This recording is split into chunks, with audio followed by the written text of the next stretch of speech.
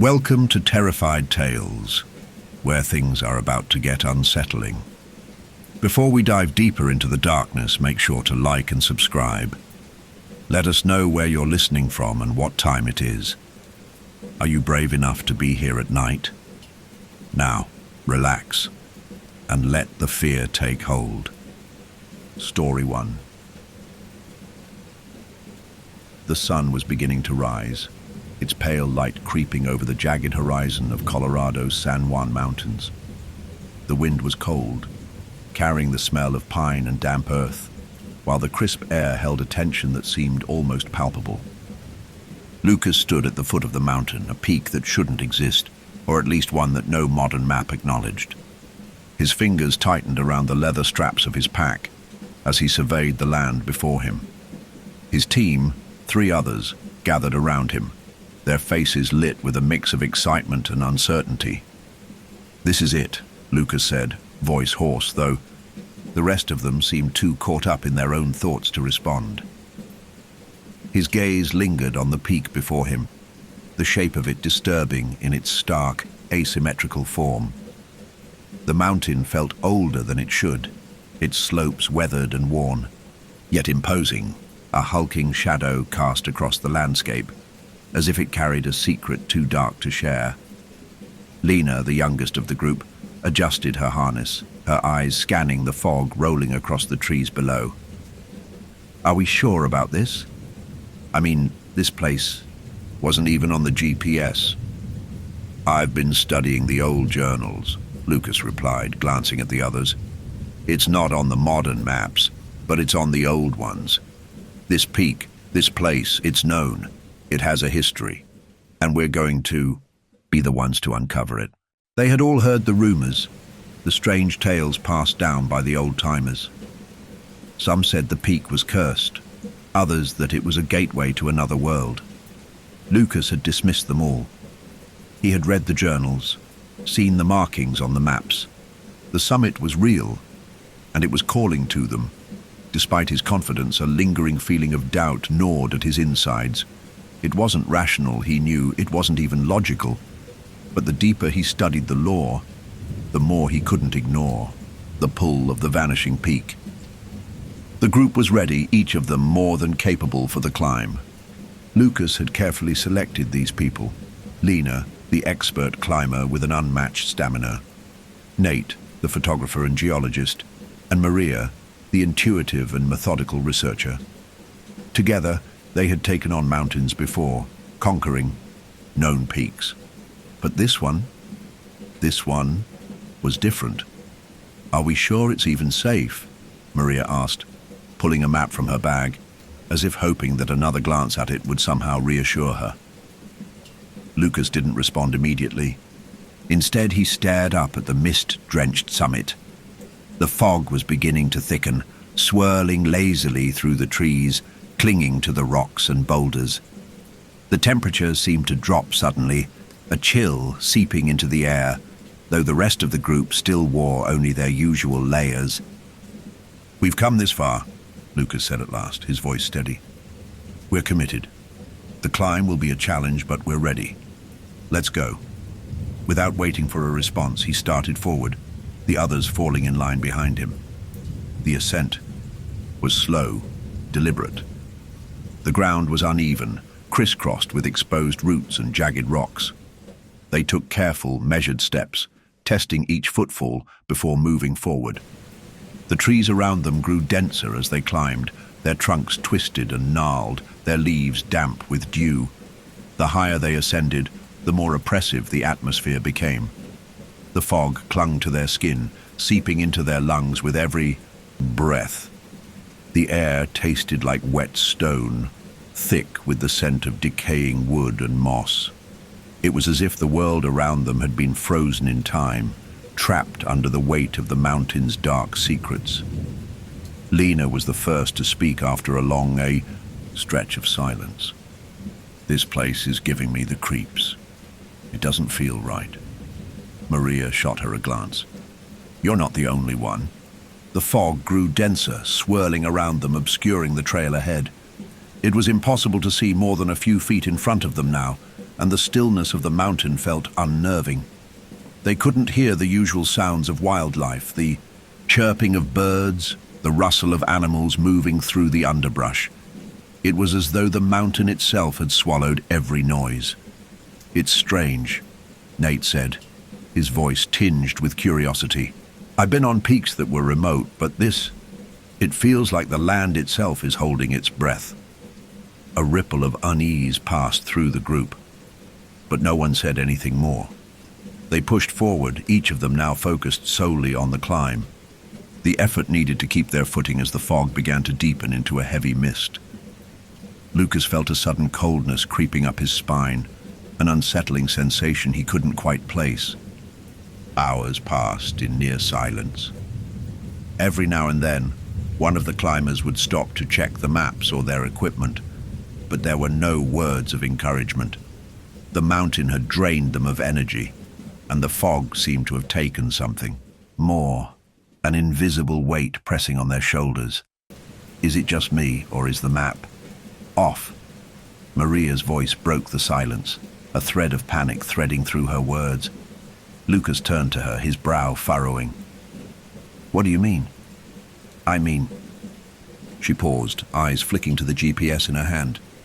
"According to this, we're still at the base of the mountain." He frowned. "We've been climbing for hours, there's no way." Maria shook her head, her face pale. "But that's what it says. We've barely moved." A cold chill ran down Lucas's back. Something was wrong, terribly wrong. The fog pressed in, closer now, moving like a living thing.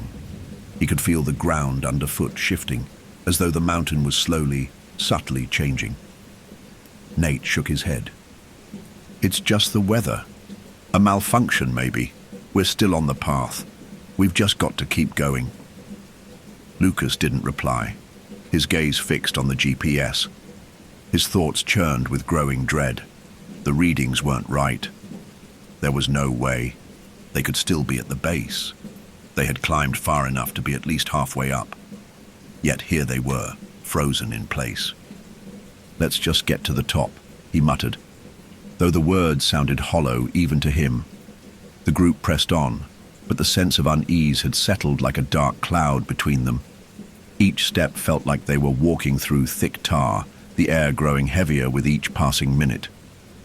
The cold crept deeper into their bones, and Lucas couldn't shake the feeling that they were being watched, though there was no one to see. It wasn't long before they reached a narrow ridge, a ledge where the fog seemed to deepen even further. The trees here were sparse, twisted branches reaching like skeletal hands into the thick air. The sense of isolation was suffocating, the entire world reduced to this small strip of earth, suspended between the mist and the unknown. Suddenly, Lena froze. Her eyes widened and she pointed toward the fog. "Do you see that?" The others turned, their gazes following her outstretched hand. For a moment, they saw nothing but the shifting fog, but then, just beyond the mist, a figure appeared. It was a silhouette, standing perfectly still, as if waiting for them. "Is that someone else?" Maria whispered, her voice barely audible. The figure didn't move, didn't acknowledge them.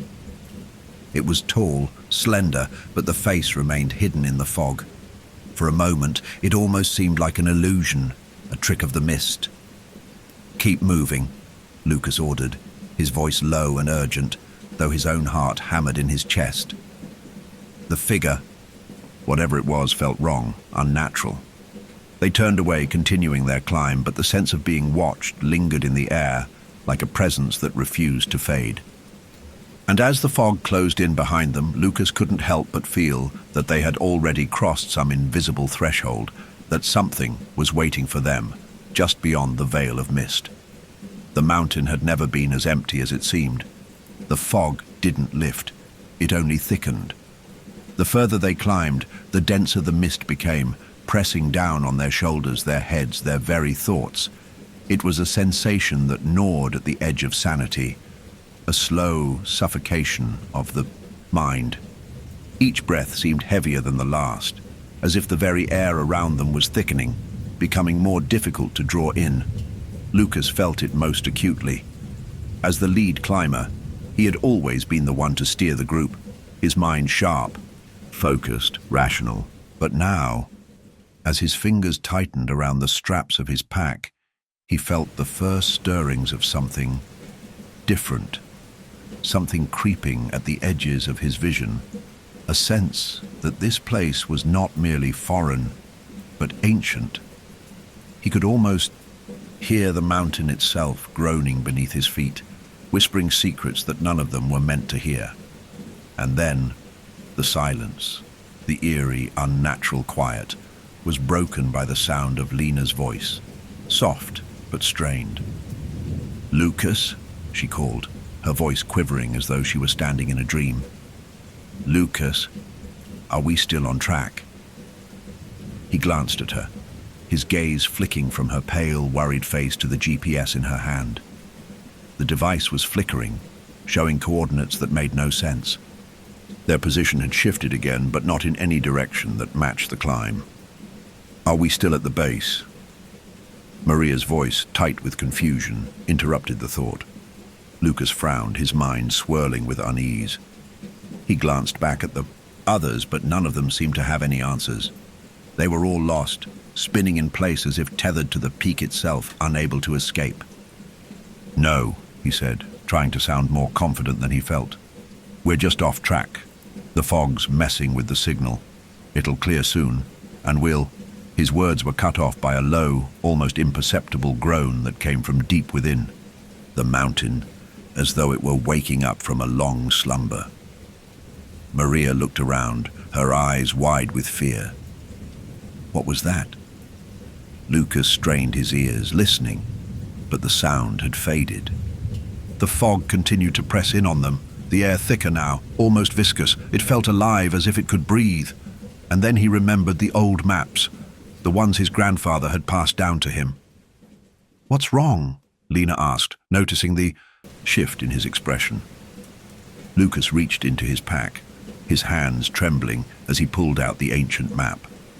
It was yellowed with age, the edges curling and fragile, but he held it with reverence. He had kept it hidden until now, reluctant to share its secrets with the others. But something about the mountain, the way it seemed to resist their progress, made him realize that they needed to understand what they were dealing with. As he spread the map out, the mist seemed to draw closer, as if curious, watching them. The faint outlines of trails and peaks were drawn in delicate strokes, but one thing stood out: the vanishing peak, marked clearly with its jagged lines. It didn't match anything on modern maps. Its shape, its positioning, nothing made sense. "This was drawn over 100 years ago," Lucas said softly, his fingers tracing the lines of the mountain's base. "My grandfather used to tell me stories about it, about people who got lost on these peaks. It's not just a mountain, it's something more." The others crowded around him, peering at the map, their eyes filled with doubt and curiosity. Lena was the first to speak, her voice a whisper. "Do you really think we're on the right mountain? I mean, everything's wrong. The GPS isn't working, the fog. It's almost like we've stepped into another time." Lucas didn't answer right away. His eyes were locked on the map, on the scribbled notes in the margins, scrawled by someone long dead. There were warnings written in ink, frantic notes describing the peak's unnerving ability to move. It seemed impossible even as he read the words. But the more he stared at the map, the more the idea took root. Could this be what had been written about? A mountain that defied logic? He swallowed hard. "I don't know, but I think we need to keep going. The journal entries in my grandfather's collection spoke of a group that got lost and never returned. They said the fog, the mountain itself, changed. The place was alive, shifting." A heavy silence fell over them as the weight of his words sank in. "Shifting?" Maria asked, incredulous. "Like, physically?" "I don't know," Lucas admitted, his voice hoarse. "But that's what they said. We have to be careful." Lena frowned, clearly unsettled by the idea. If the mountain is alive, then how do we leave? How do we get out of here? Before Lucas could answer, the sky above them seemed to darken, though it was still early afternoon. The sun, once piercing through the thin clouds, now seemed obscured, as though something was blotting it out from above. For a brief moment, it almost felt as though the world was tilting, the ground beneath their feet pulling in some unseen direction. A sudden, deep rumble echoed through the air, shaking the ground beneath their boots. It felt like an earthquake, a tremor that rattled their very bones. "Did you feel that?" Nate asked, his voice shaking. "It's the mountain," Lucas said, his eyes narrowing. "We need to keep moving.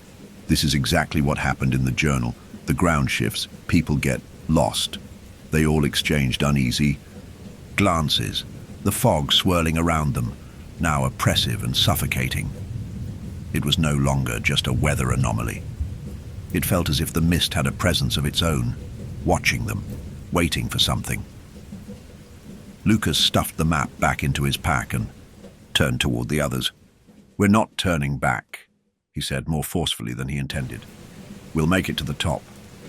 Once we do, we can..." A flicker of motion in the distance caught his eye.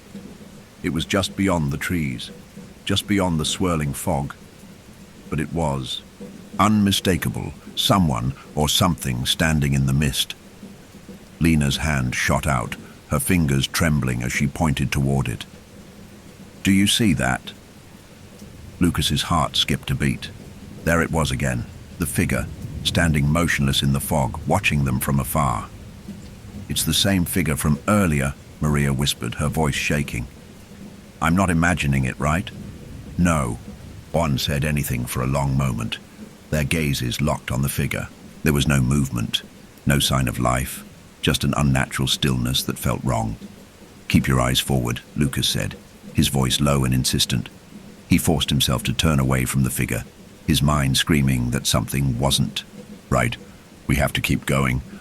But even as they began to move again, the shadowy form seemed to move with them, its presence lingering in the mist. It was as though the mountain itself was bending their reality, pulling them into its grasp, trapping them in an endless loop. And as the group continued upward, the fog began to close in tighter, darker, heavier, swallowing them whole. The deeper they climbed, the less they could see, the less they could trust what they felt underfoot, what they heard in the air. The mountain was becoming a part of them, suffocating them, pushing them closer to the heart of its terrible secret. And still, that shadowed figure stood in the distance, watching. "Do you feel it too?" The mountain was changing them. Something was waiting just beyond the mist. And it was getting closer. The peak was calling. The ascent had become an ordeal, a grueling test of both physical and mental endurance. The once distant summit, looming against the mist, seemed impossibly far away now. The fog was no longer just a feature of the landscape. It had become an entity in itself, omnipresent, swallowing everything. The climbers had long lost any sense of time. What should have been hours of progress now felt like days, their bodies aching, their minds clouded by the oppressive atmosphere. Lucas, at the front of the group, felt the weight of it most acutely. The fog seemed to tighten around him, blurring, his vision wrapping around his head like an invisible shroud. He could still hear the soft, hesitant footfalls of his companions behind him. But it all felt distant, unreal, as if the mountain itself was pulling them further into its depths. With every step, the air grew thicker, colder, like the breath of something ancient and unseen. It felt as though something was watching them, something old and knowing, its gaze heavy on the back of their necks. He dared a glance behind him, but all he could make out was the pale outline of Lena's form, the soft glow of her headlamp barely visible in the gloom. The others were close behind, but even they seemed far away, disconnected from reality. Lena's voice cracked through the thick silence. "Lucas, we should stop. It's getting worse. The fog is... it's alive." She paused, the words hanging in the air. "It feels like it's closing in on us." Lucas didn't respond immediately. The truth was he wasn't sure what to say. The fog had been pressing in around them for what felt like hours, and no matter how far they climbed, it seemed to cling to them like a persistent ghost. The temperature had dropped again, and it felt like the mountain was trying to freeze them from the inside out. His breath came out in sharp, visible puffs, as if the very air had turned hostile. "Let's just keep going," Lucas said, though his voice sounded uncertain even to his own ears. "The summit's close. We can rest once we're there." Lena didn't respond, but Lucas felt her hesitation. They had been climbing for hours, and the summit still felt distant, obscured by the ever-thickening fog. They had started out confident, but now doubt crept in like an unseen predator. They pressed on, the mist pressing against their faces, their hands, their gear, as though the very mountain was attempting to strip them of their sense of self. With every step forward, the fog grew denser, and Lucas couldn't shake the feeling that the mountain was reshaping itself around them. The trees, once sporadic and sparse, had become twisted, their branches reaching out like skeletal hands, clawing at the air. The rocks, once firm beneath their feet, now seemed to shift under their weight, as though the land itself was in motion. It was subtle at first, a slight shift in the landscape, a rock that wasn't where it should have been, but then it became impossible to ignore. The trees they had passed, the boulders they had climbed, now seemed wrong. The ground was uneven, shifting as though the very earth was sinking beneath them. It wasn't just the fog or the cold. It was the feeling that something had changed, something fundamental. The mountain was altering its shape, bending and twisting around them. It was as if the entire place was alive, moving, breathing. "Do you feel that?" Maria's voice broke through the oppressive silence, and Lucas turned to find her staring at the ground, her face pale with fear. "What is it?" Lena asked, her voice shaking. "The rocks, they're moving," Maria whispered, almost too quietly, as though afraid that speaking the words aloud would make them more real. Lucas's eyes darted to the ground beneath his feet. The stones, the very earth that had been solid just moments ago now, seemed to shift. The rocks were not just unstable, they were alive, breathing in and out, rising and falling in a slow, rhythmic motion. "That's impossible," Lucas muttered, his mind racing. It couldn't be real. It couldn't. But there was no denying the sensation. The ground shifted again, the stones beneath their boots rising and falling like the pulse of some gigantic unseen heart. The eerie, otherworldly sound of grinding rock filled the air, a low, rumbling noise that seemed to come from deep within the mountain itself.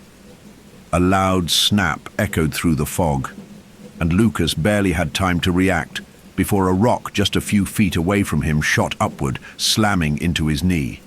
He gasped in pain, stumbling back, and the others quickly caught him, steadying him before he fell.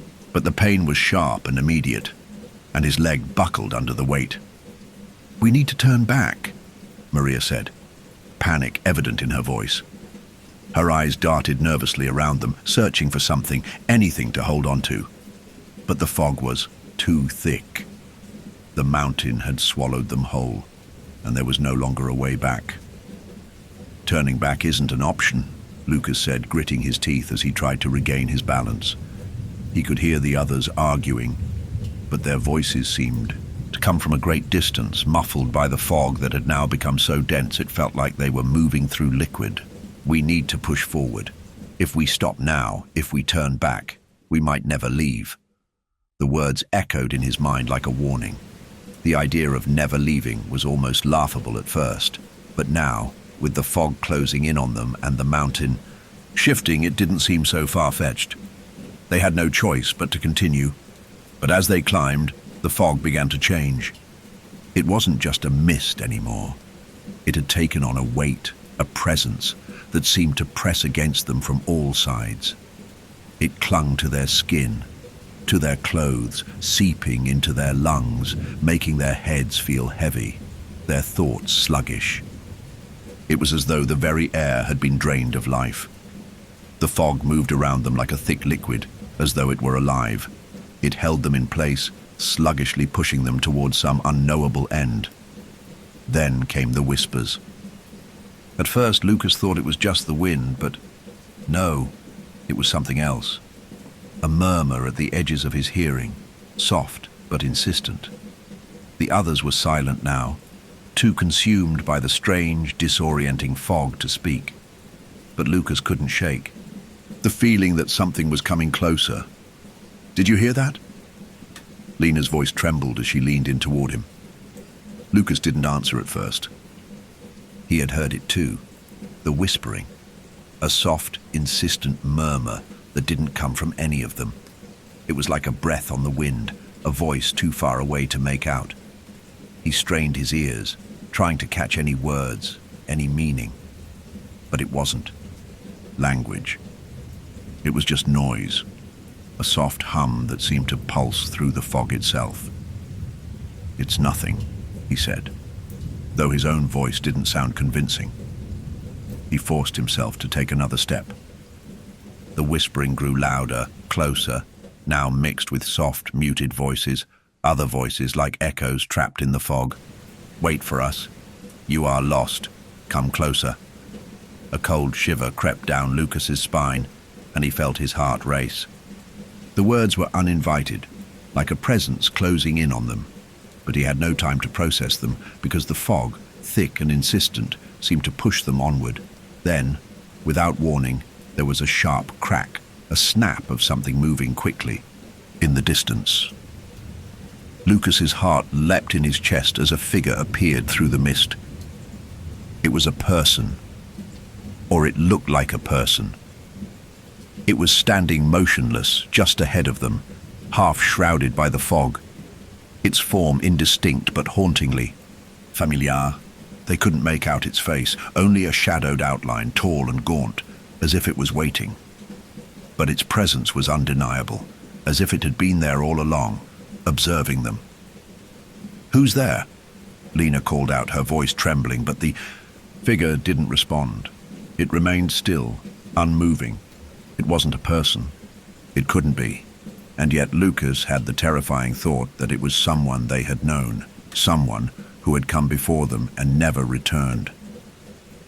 Suddenly, the ground beneath their feet shifted violently, and the mist seemed to close in even tighter, pushing them together in an unbearable press. It was time to decide. Would they keep going, or would they fall to the mountain's grip, lost to the fog, like so many others before them? The mountain was waiting for them to make that choice, and they couldn't know if they would ever escape its grasp.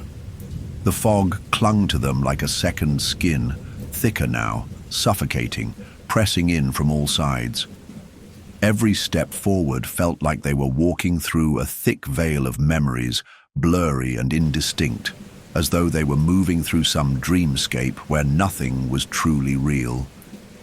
The figure that had appeared in the mist, its silhouette so hauntingly familiar, lingered in Lucas's mind. He couldn't shake the thought that it was someone they had known, someone who had been lost in these mountains long ago. But even as they moved on, that figure faded into the fog, leaving only the oppressive silence and the growing sense of wrongness that seemed to cling to every breath. Lena was the first to break the silence, her voice shaking as she spoke. "Lucas, this isn't right. I don't think we can keep going." Her words hit like a thunderclap in the thick fog.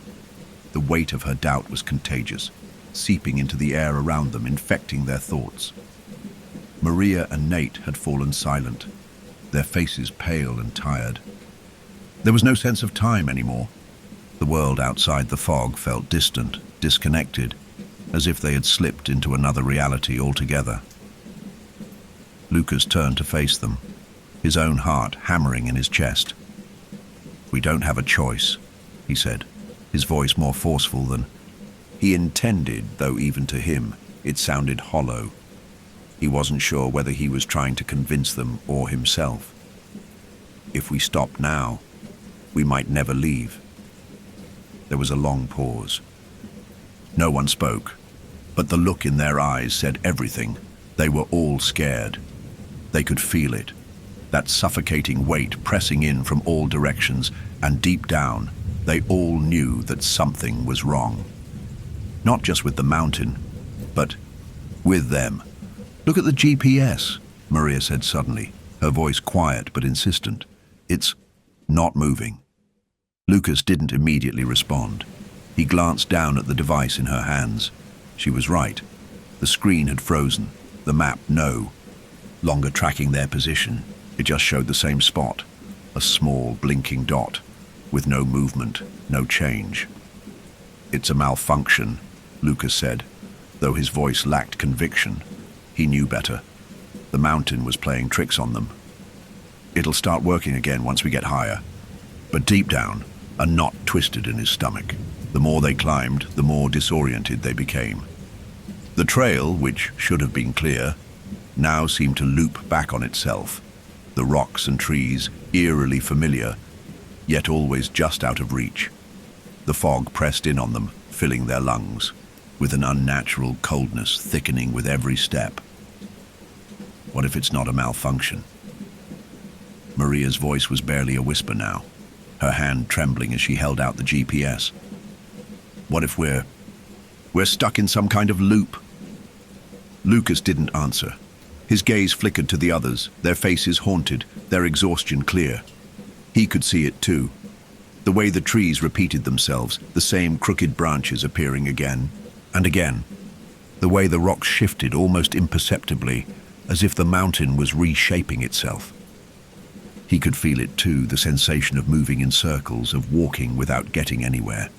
And then there was the feeling, that oppressive weight on their chests, the constant sensation of being watched.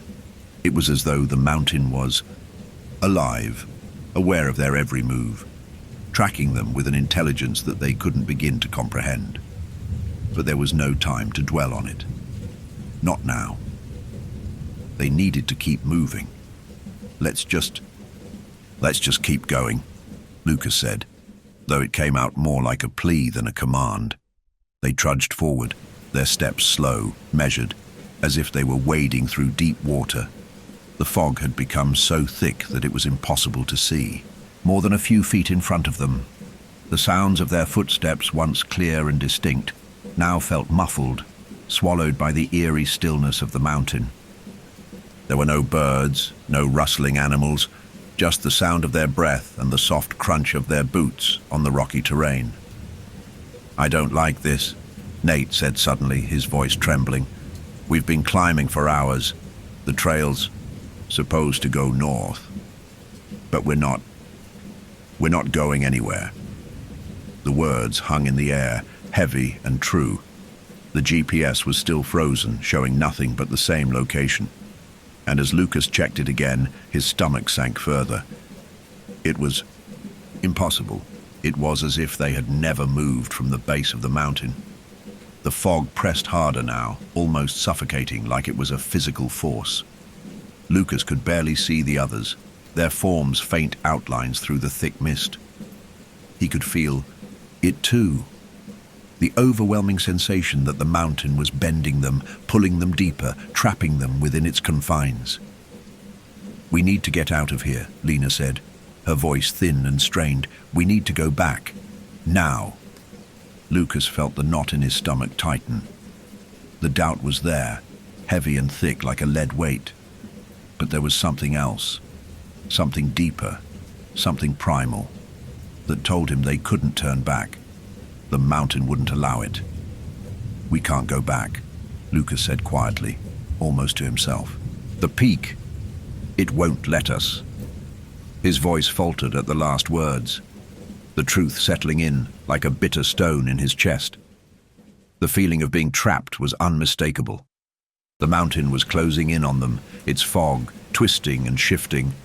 Like a living thing, its grip tightening, pulling them further into its depths. But still, they pushed on. There was no choice. They had to keep going. "I'll try the GPS again," Maria said, her voice sharp with frustration. She tapped the screen repeatedly, her hands shaking.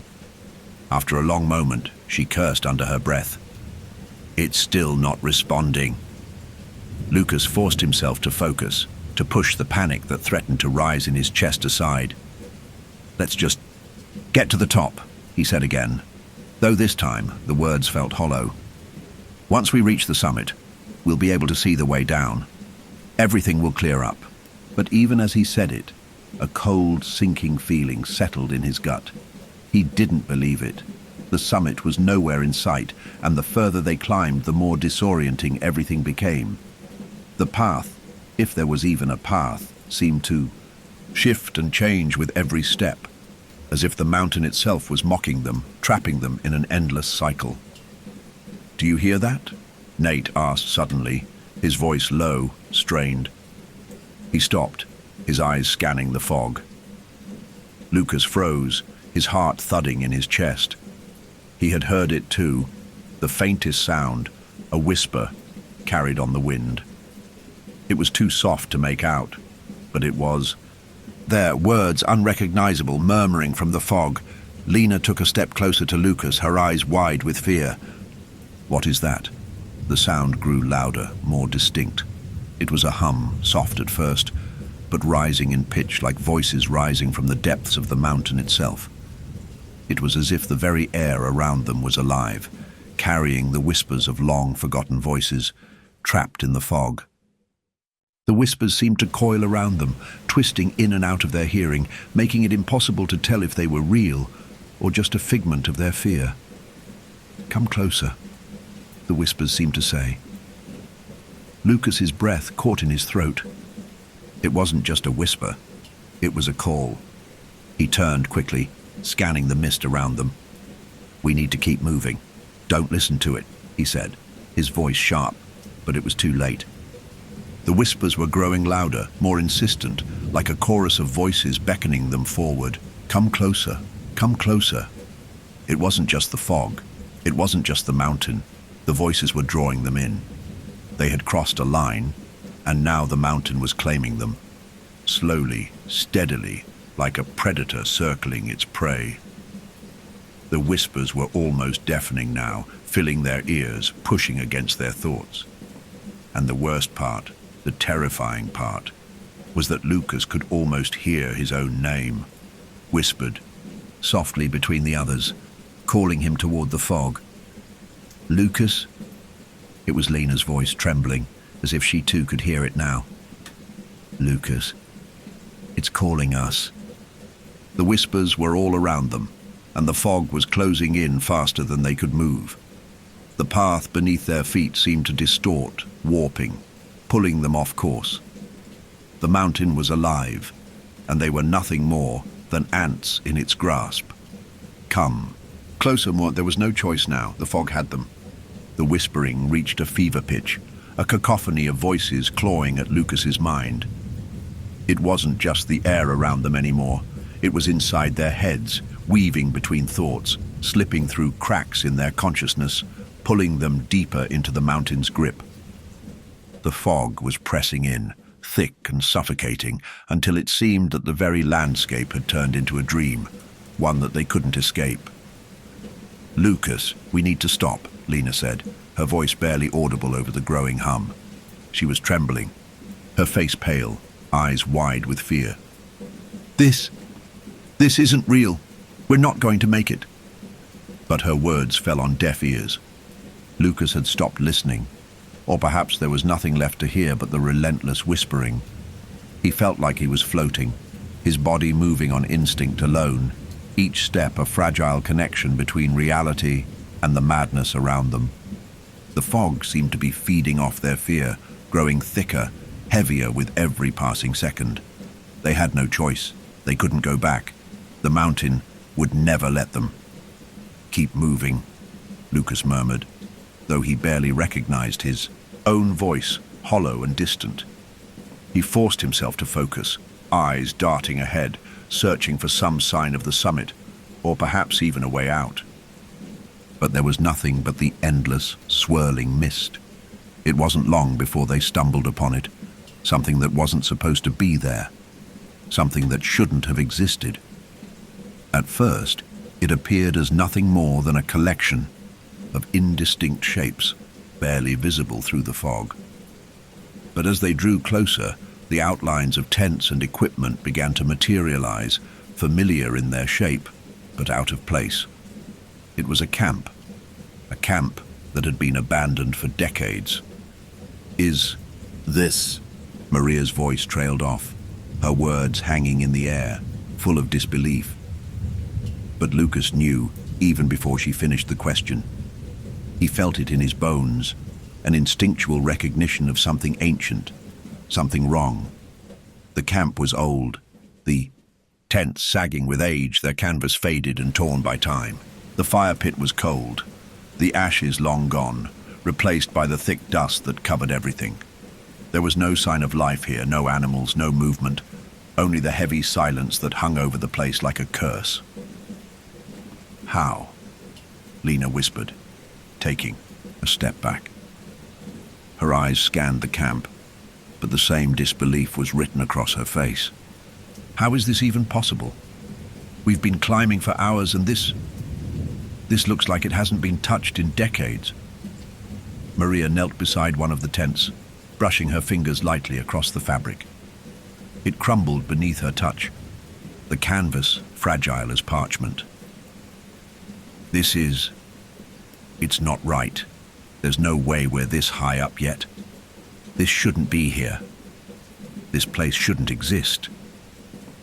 Lucas's heart was pounding in his chest. The mountain was changing around them, reshaping itself with every step like a living thing. Nothing was as it should be. And now, here they were, in a camp that had no business being on the mountain at all. "Where's everyone?" Nate asked, his voice low and trembling, his eyes darting nervously to the empty tents, the abandoned gear strewn across the camp. There were no signs of people, no evidence of anything that would suggest anyone had been here recently.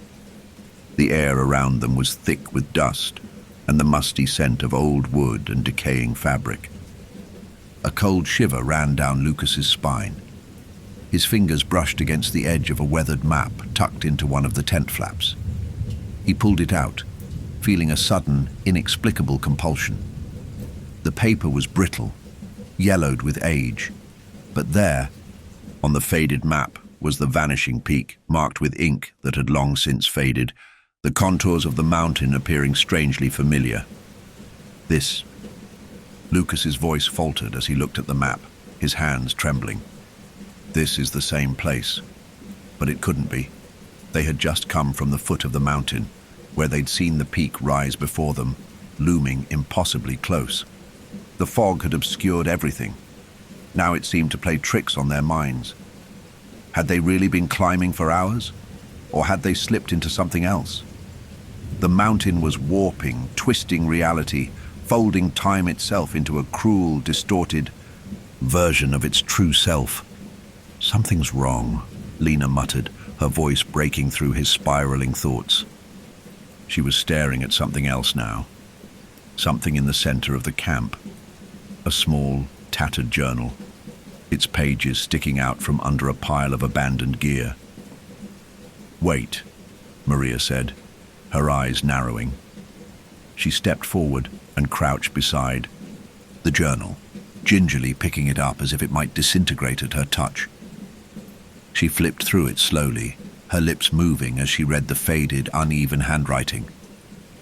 This is from someone who was here before us," she said, her voice low, as if she didn't quite want to believe the words she was reading. "These entries, they're dated back to the early 1900s. A cold silence fell over the group. Lucas could feel the air grow even heavier, thick with the weight of the past, as if the journal itself had just summoned something ancient into the present. He moved closer, peering over Maria's shoulder. The pages were filled with hurried scribbles, notes about the weather, the terrain, the climb, and then, as the entries went on, the tone shifted. They grew more frantic, more desperate, The last entry caught his attention. He leaned in, his breath catching in his throat as he read it aloud, his voice shaking despite his best effort to remain steady. "I fear we have made a mistake. The mountain is not what it seems. It is not just a peak, not just land. This place is alive. It feeds off us, our fear, our confusion. We cannot leave. It is watching us. It will never let us go. The fog has taken my mind. I hear them, voices, whispers, calling us. I do not know how much longer I have left." The words seemed to hang in the air, heavy and dark, like the mountain itself had just exhaled them from the depths of its heart. Lucas looked at the others, but no one spoke. They were all staring at the journal, their faces ashen with fear. "This can't be real," Lena whispered, her voice trembling. But Lucas knew better. The fog, the whispers, the shifting ground. They had all led them here, to this point, to this place. The mountain wasn't just some obstacle they could climb over and leave behind.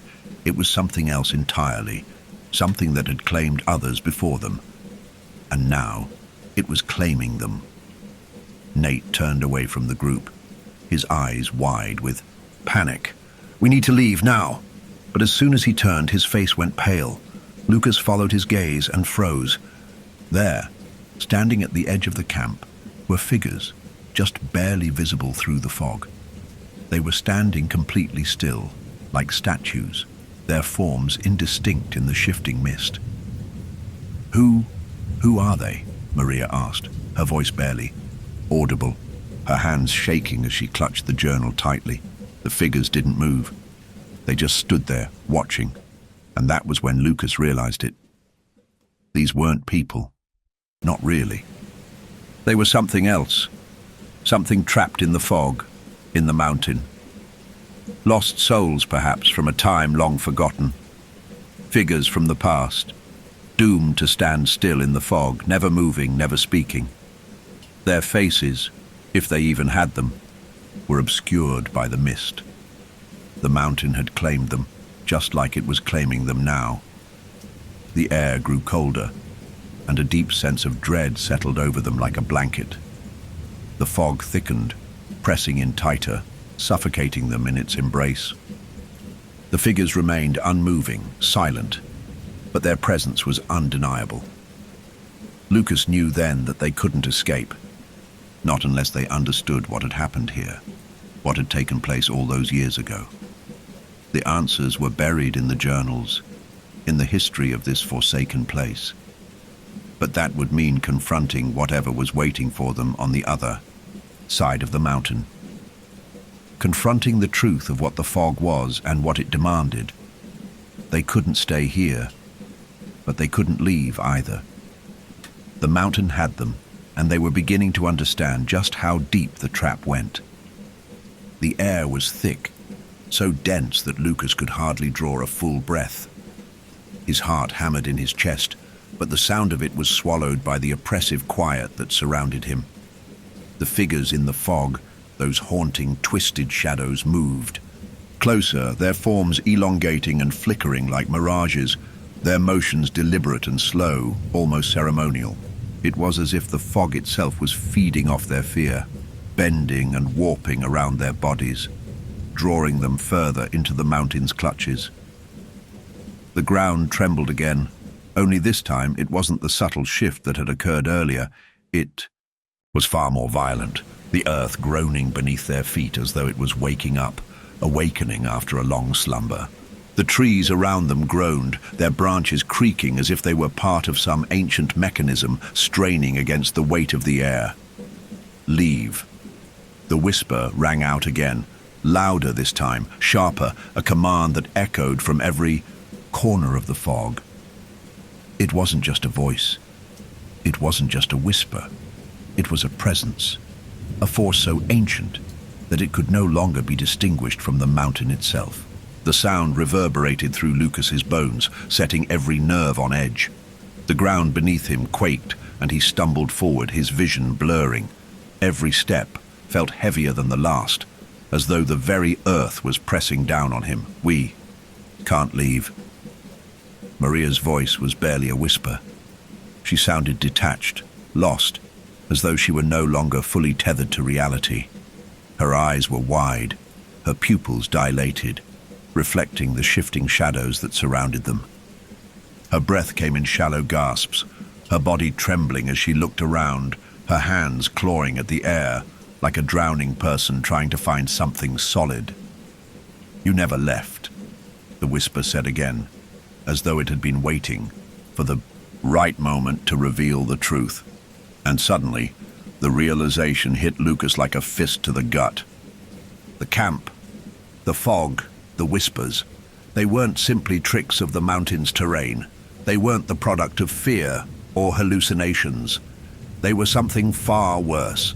This place, the Vanishing Peak, was not a physical location. It was a liminal space, a place where time and reality folded upon themselves, a place where the past and the present collided, and where the lost souls of those who had fallen to its grip were trapped, destined to repeat their last moments forever. The figures, the ones who had been watching them, were more than just apparitions. They were the forgotten climbers, the ones who had once ascended this cursed mountain, only to be consumed by it. The mountain had swallowed their lives, but it hadn't let them go. They had become a part of it, trapped between the fog, between time itself. They were them. They were now a part of the mountain's eternal loop, as those before them had been.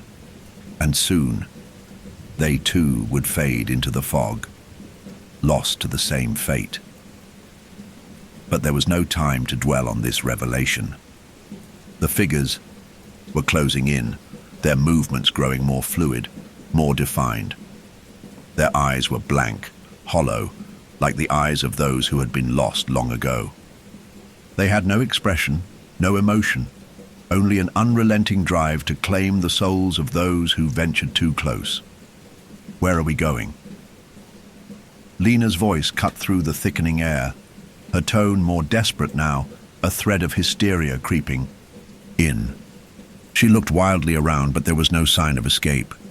The fog had swallowed everything, the camp, the path, the summit. They were completely disoriented, completely at the mercy of the mountain. "There's nowhere to go," Lucas said, his voice breaking. His chest tightened with a realization too terrifying to face. This is it. This is all there is. The mountain had already consumed them. It had taken them long before they had realized the truth. The peak didn't allow anyone to leave, not in the way they thought. The fog, the shifting ground, the cold air. It wasn't just some environmental condition. It was a manifestation of the mountain's hunger, its need to trap those who climbed too high, who ventured too far into its depths. "It's too late," Lucas whispered, his voice hollow with fear and resignation. "We're already part of it." As the figures in the fog drew closer, their movements synchronizing with an eerie precision, the ground beneath their feet began to pulse, vibrating with a low, resonant hum. It was a deep, hollow sound, almost like a heartbeat, growing louder, more insistent. The fog seemed to respond to it, swirling around them, thickening with each passing second, as if it were being summoned by this pulse. A shadow shifted in the mist, a large, hulking shape that loomed over them, towering and unnatural, though its form was indistinct, swallowed by the fog. The whispering grew louder, now blending with a strange, melodic chanting, echoing through the air. It was a language they couldn't understand, a language from the forgotten past, spoken by those who had once stood on the same path they now found themselves on. It was a warning, a command, a desperate cry for mercy. The temperature dropped, sharply, and Lucas felt his breath turn to mist in front of him. His fingers, numb with cold, trembled as he reached out to his companions, but his hands passed right through them as though they were becoming less and less solid. The realization that they were fading into the mist like the figures around them filled him with terror, and then it happened. One by one, his companions began to vanish. Lena screamed, her voice echoing through the fog, but as she reached for Lucas, she dissipated, her form melting into the air, becoming one with the mist. Nate followed, his cry strangled by the fog, his body blurring into nothingness before Lucas's eyes. Maria was the last to remain. She turned to Lucas, her face etched with terror. But even as she spoke his name, her form began to shimmer, her outline fading, her body swallowed by the fog. No, Lucas screamed, reaching for her, but his hand passed through empty air. Her figure vanished completely, leaving behind only the hollow echo of her voice. In the span of a single breath, they were all gone. Lucas was alone. The fog closed in around him, dense and suffocating, and the whispering grew louder, almost deafening. He could feel the mountain's presence, its cold, oppressive energy bearing down on him, tightening its grip around his chest. He had no more words to speak, no more tears left to shed. There was nothing, no escape, no way out. And then, with a final shuddering breath, Lucas too began to fade. His body dissolved into the fog, the mist creeping into his very soul, pulling him into the mountain's depths. He was no longer Lucas. He was no longer a climber, no longer a man who had dared to scale the vanishing peak. He had become a part of it. The fog, the whispers, the cursed memories of those lost to the mountain before him. And in the end, the mountain would wait. Forever. It was always waiting for the next soul to climb, for the next to step into its embrace, for the next to vanish. The vanishing peak had claimed them all, and the cycle would begin again. The silence was absolute. It pressed in from all directions, suffocating, as though the mountain itself had swallowed every sound, every breath, and every thought. Lucas's last flicker of awareness, the final scraps of his identity, faded like a half-remembered dream. His body, once solid and present, had melted into the mist, now part of the mountain itself. His mind felt like it was drifting, lost between this world and the next, no longer tethered to anything human or real. The mountain, the vanishing peak, had claimed him.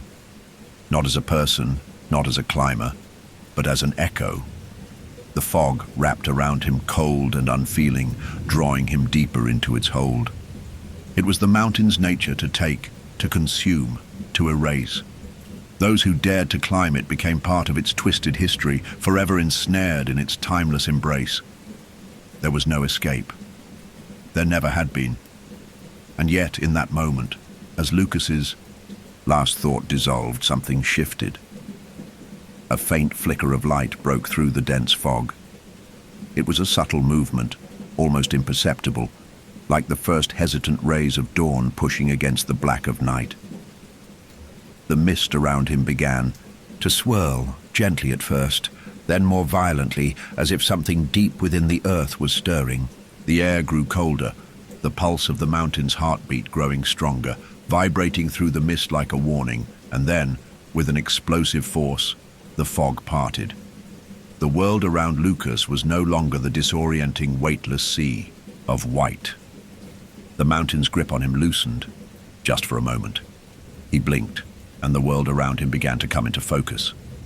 The trees were no longer blurry shadows, and the rocks under his feet felt solid once more. His mind, still clouded, tried to make sense of the sudden shift, but there was something else, something deep and primal, stirring within him. He was no longer himself. He was no longer Lucas. His memories had fractured, scattered like a puzzle missing too many pieces. He could feel the remnants of who he once was, but it felt distant, unreal, like a shadow that was no longer tethered to a body. He was part of the mountain now, part of its eternal cycle, a silent observer. Yet, despite the fog lifting, something was still wrong. He wasn't alone. The figures, the lost ones, were still there, though now their forms were clearer, more defined. They moved toward him, the same figures that had once stood in the mist, their shapes shifting slowly, deliberately. They wore the same tattered clothes, the same weathered gear, their eyes wide and hollow, devoid of any trace of life. The whispers grew louder, more insistent, their voices now unmistakable. "You are here. You are one of us now." The figures encircled him, their presence oppressive, suffocating, their eyes locked on his. They weren't watching him out of curiosity or malice. They were watching because they had been waiting for him to join them, waiting for him to vanish. But Lucas, if he could still be called that, had no choice. There was nothing left, no escape, no way to free himself from the mountain's grip. It was as though the very land beneath his feet had become his prison, stretching out in every direction, a labyrinth with no exit, a place where the past and present tangled and twisted. One of the figures stepped closer. Its face, if it could be called that, was a mask of decay, the features unrecognizable, its skin cracked and weathered.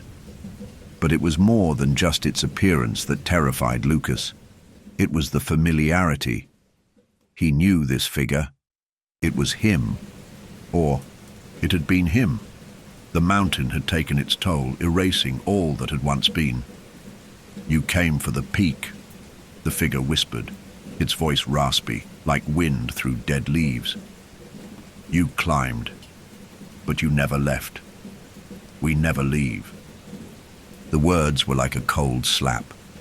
Lucas couldn't respond. Not that he needed to. The figure knew. The mountain knew. The others moved closer, slowly, their eyes hollow and empty, their bodies like shadows stretched too thin. One by one they surrounded him, pulling him deeper into the fog. The space around them seemed to warp and twist, a swirling vortex of time, pulling him into the past and future, erasing the present entirely. Their bodies flickered in and out of focus, like forgotten memories, as though they were both here and not here at once. Their voices blended together, speaking in unison, their words nothing but an endless chant. "You are lost, forever. You will never leave this place." They were right. Lucas felt it. The mountain's heart beat within him, and he could feel the pulse of time stretching out, impossible and infinite. This was not a place that could be escaped, not by anyone. The mountain did not let go. It didn't just claim bodies, it claimed souls. Those who reached its summit, those who climbed to its peak, had already sealed their fate. They were part of its eternal cycle, destined to fade into the mist like the others before them. The fog grew thick again, swirling, suffocating, and the figures continued their unyielding dance, moving in a circle around him. They were becoming him. He was becoming them. It was inevitable, the final dissolution of the self, and then, without warning, the ground beneath his feet trembled violently. The earth groaned, the trees around them snapping like brittle bones. The mountain, alive and hungry, shifted again, the mist swirling into a massive vortex that seemed to tear the air apart. The pulse of the mountain grew stronger, more intense, until it felt as though it were vibrating through his very bones. In an instant, everything shattered. The world around Lucas fractured.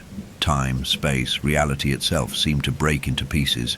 His body, a body that felt more like a fading memory than a physical thing, began to break apart, the fog swallowing him whole, pulling him deeper into the mountain's endless void. The last thing Lucas felt was the cold embrace of the mountain, its grip tightening around him like a lover's clasp. There was no pain, no agony, no final scream. Only the realization that he was nothing more than a ghost, a fleeting echo, part of the endless cycle of souls trapped within the peak. The mountain had taken him, and with him, the final shred of his identity dissolved. The fog closed in completely, and then there was nothing. The vanishing peak stood silent, its summit lost to the mist. No one would climb it today, not tomorrow, not for years to come. But the mountain would wait. It always waited for the next to climb, for the next to vanish, and the cycle would continue. The fog hung heavy in the air, thick and suffocating, as though it had become a permanent fixture, its tendrils creeping through every crevice of the mountain. The vanishing peak stood silent, its jagged silhouette looming in the distance, now shrouded entirely by the mist. Its summit, once sought after by climbers with dreams of conquering the unknown, now lay hidden from view, lost to time, lost to those who had dared to climb. But there were still those who believed they could outwit the mountain, those who thought they could solve its riddle, conquer its secrets, and escape its grasp. At least they did not know the truth. They came in small groups, usually adventurers or thrill-seekers, their excitement palpable in the early hours of morning. They came to the base of the peak, their faces lit with the thrill of the climb, their hearts filled with the arrogance that comes from believing they can conquer nature. The old, faded maps they carried in their packs told them of a mountain that should not be on any modern map, of a peak once sought by the adventurous, then forgotten.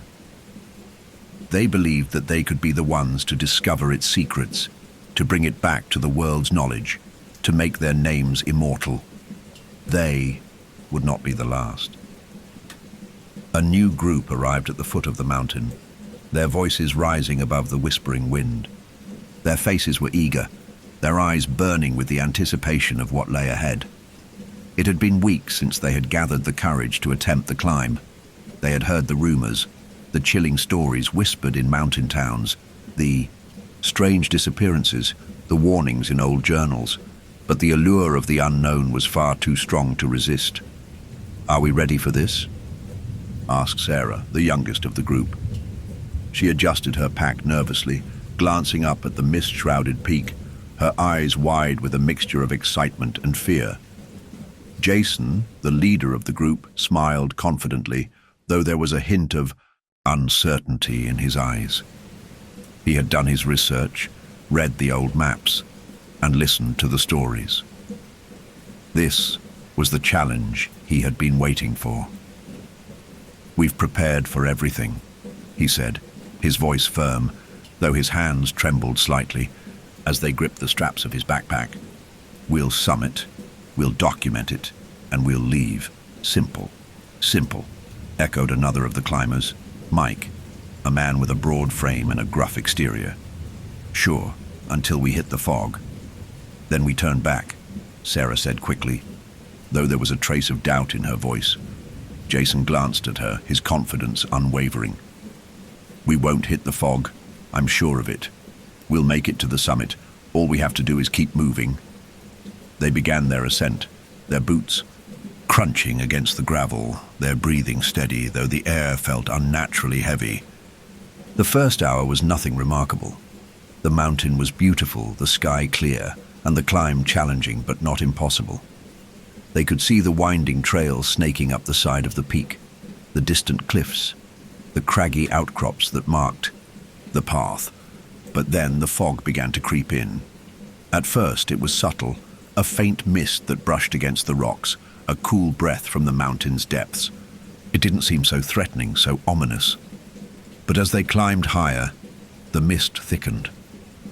It swallowed the path, obscuring the view of the cliffside, making the ground slippery and the air heavier. Each step became a struggle, the fog blurring, the edges of reality until nothing seemed familiar. "We should stop," Sarah said, her voice trembling as she wiped the mist from her face. "This feels wrong." Jason glanced back at her, his eyes narrowing. "It's just fog, Sarah. We've come this far, we're not turning back." But even as he spoke, there was a faint sense of unease gnawing at the back of his mind. The fog was no longer a simple weather phenomenon. It was alive, moving in ways that didn't make sense, swirling and thickening around them like a wall, closing in. The air was dense, suffocating, and the path ahead was no longer clear. "Something's wrong," Mike muttered, stopping in his tracks. He wiped the mist from his face, but when he looked up, his eyes widened in confusion. "Where's the trail?" Jason frowned. "What do you mean?" "I mean..." Mike glanced around, his voice trailing off as his gaze swept over the fog-clad landscape. "The trail. It's gone. We've been walking in circles." Sarah and the others turned, their faces filled with confusion. They had been following the same path, the same trail, hadn't they? But now, it was as if the mountain itself had erased their footsteps, like a brushstroke on a canvas wiped away by an unseen hand. The world around them seemed wrong, distorted, too quiet, too still. The wind had stopped howling, and the sound of their footsteps had been swallowed by the thick fog. "We're not lost," Jason said, but even as the words left his mouth, doubt crept into his voice. "We can't be." But in that moment, something shifted in the air. A low, rhythmic sound, a pulse, like the heartbeat of the mountain itself. Jason felt it before he heard it. The ground trembled beneath their feet, and the mist seemed to pulse, moving like a living thing, curling around them, pulling them in. "What was that?" Sarah whispered, her voice barely audible. The pulse grew louder, louder, until it felt like the very mountain was breathing around them, suffocating them, trapping them. The temperature dropped, the air thick with a heavy, unnatural cold. And then, in the distance, the figures appeared. At first, they were just shadows, shifting, indistinct forms standing in the fog, barely visible through the haze. But as the group stared, the shapes began to take form, their outlines growing sharper, more distinct, like people caught in a ghostly fog. "Are those people?" Mike whispered, his breath catching in his throat. Jason turned toward him, his face pale. "There's no one else up here. We're the only ones." But the figures didn't move. They simply stood there, their faces obscured by the mist, watching, waiting. Sarah stepped forward, her legs trembling beneath her. "We need to go," she said urgently. "This isn't normal." But before Jason could respond, the pulse deepened, vibrating through the ground, through their bones. It was as if the mountain had grown restless, alive, aware of their presence. The mist thickened, swirling tighter, wrapping around them in a slow, suffocating coil. Then the whispering started. It was faint at first, just a murmur in the background. But soon, it grew louder, closer, the voices echoing through the fog, murmuring something they couldn't understand. "Come closer." The figures shifted, taking a step forward, their movements slow and deliberate, like ancient beings awakening from a long slumber. Their presence was oppressive, suffocating, and with each step they took, the group felt the weight of something vast, something ancient, bearing down on them. "Leave." The whisper came again, now a command, harsh and insistent. Jason's breath caught in his throat. He wanted to move, wanted to run, but his legs refused to obey. It was as if the mountain had already woven its will into his very bones, stopping him from acting. The others were just as frozen, their faces pale, their eyes wide with terror as the figures drew closer. They were no longer just watching, they were advancing, and the fog, thick and pulsing, seemed to draw tighter around them. Jason's voice trembled as he finally managed to speak. "We need to leave now." But the fog had already swallowed them. The figures, the whispers, the pulse, they were a part of the mountain now. The vanishing peak had marked them, and it would never let them go. The ground trembled again, the figures surrounding them as the mist closed in, and the last thing Jason saw before the fog consumed them was the faint outline of the summit, a jagged, unreachable peak, forever shrouded in the fog of the mountain's unyielding grasp. The vanishing peak had claimed them, as it always did, and the cycle would begin again. The mountain stood still in the heart of the mist, unyielding, watching. Its pulse had quieted, but its presence remained heavy in the air, a constant weight that pressed down on every soul that dared to climb.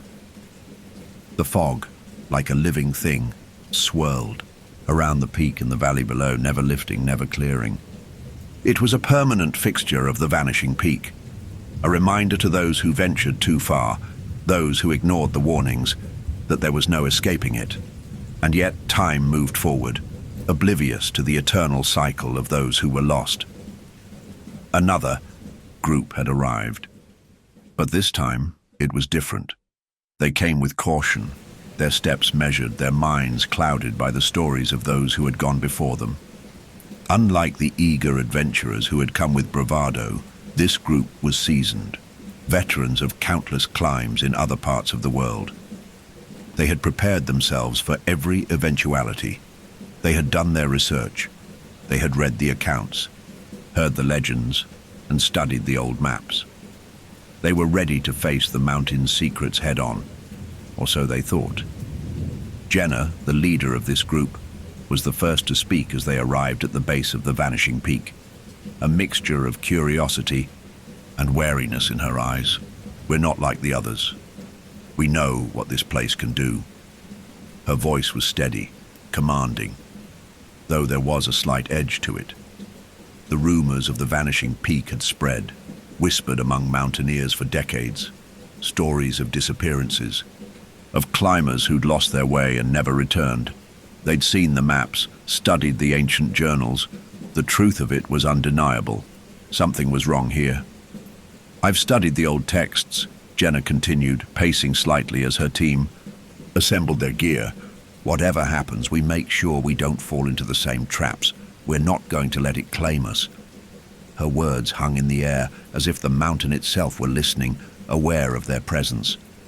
The others, Ben, Claire, and Tom, gathered around her, each of them looking up at the mist-shrouded peak, their expressions unreadable.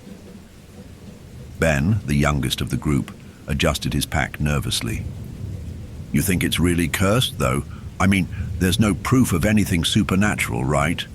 "There's more than enough proof," Claire snapped, her voice sharp. "We've read the journals, Ben, the disappearances, the accounts of climbers who turned back and vanished in the fog, the ones who were never found. Don't think this place doesn't have a way of making sure no one leaves." Jenna nodded gravely. "We'll be careful. We'll stick together, trust the maps, and follow the route exactly as outlined. We've prepared for every possible outcome." As they began their climb, the atmosphere was thick, but this time, it wasn't just the fog. It was the weight of knowing. They had studied the mountain's history, its twisted, endless cycles, but they did not fully understand it. They had come seeking answers, but deep in their hearts, they feared they would only find more questions.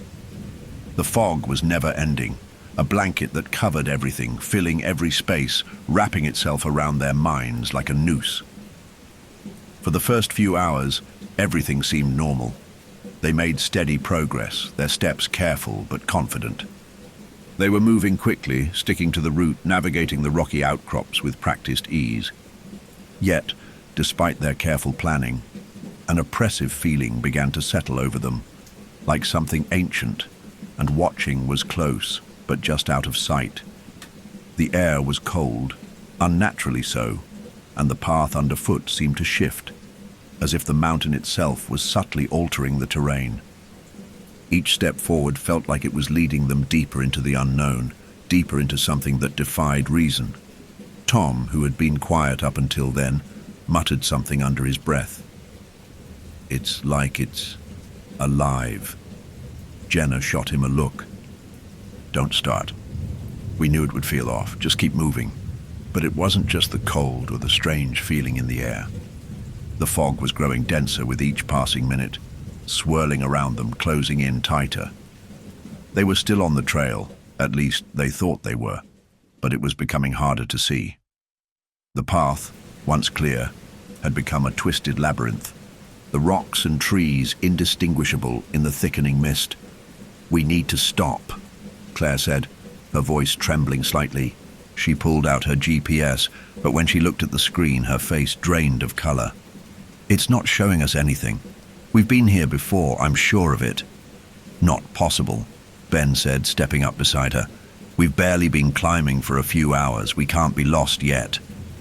But as Claire checked the device again, she was sure. The GPS had malfunctioned completely. They were at the same coordinates they had been when they'd first started, as though they hadn't moved at all.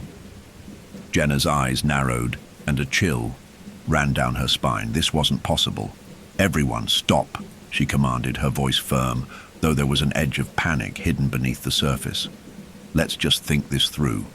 We've been following the trail, we've been careful, and we're not lost." She looked around, her gaze darting to the others. They were visibly unsettled. Something was wrong. The trees were wrong. The rocks were wrong. The very landscape felt wrong. The fog had twisted into strange shapes, and the air had become thick with something more than just cold. There was a palpable, suffocating presence around them, like the land itself had turned against them. "Keep moving," Jenna said through gritted teeth, trying to maintain control. "We'll head back to camp. No one panic." But the whispers came then, faint at first, nothing more than a trickle on the wind, soft, barely audible, like voices carried through the fog, speaking in a language they couldn't understand. Claire gasped. "Did you hear that?" The others froze, their hearts thumping in their chests as they strained to listen. The whispers grew louder, the words becoming more distinct. "Come closer. We've been waiting." Jenna's grip on her pack tightened, her heart pounding. "Stay close. We stick together, no matter what." But the whispers didn't stop. They grew louder, more insistent, their voices overlapping, filling the space around them until it felt like the entire mountain was speaking. The words were urgent now, desperate. "You are part of us now. You cannot leave." A feeling of dread overwhelmed them. This was no longer a climb, it was a trap. Jenna felt it first. The ground beneath her feet shifted, not just the natural shift of rock underfoot, but a deeper, more unnatural movement, as though the earth itself was trembling. The air around them grew colder still, and the mist, once a mere inconvenience, became a tangible force that surrounded them like an invisible wall. "We need to go back," Claire cried out, her voice laced with panic. "Now!" But as she turned to head back the way they had come, the trail was gone. The path was no longer visible, swallowed up by the fog. The trees they had passed no longer stood where they had been. They were lost, truly lost. From the depths of the fog, the figures emerged, silent and still, like shadows in the mist, watching them with hollow eyes. They moved in unison, slowly, deliberately, their presence heavy, pressing against the climbers like a storm closing in. Jenna took a step back, her breath shallow. What is this?" The figure closest to her tilted its head, its face obscured by the fog. But Jenna could feel its gaze, a weight that pressed into her chest, pulling her deeper into the mountain's grasp. It reached out, its hand an elongated skeletal thing. "You are lost. You are one of us now." Jenna's heart stopped. The realization hit her like a blow. They weren't just lost.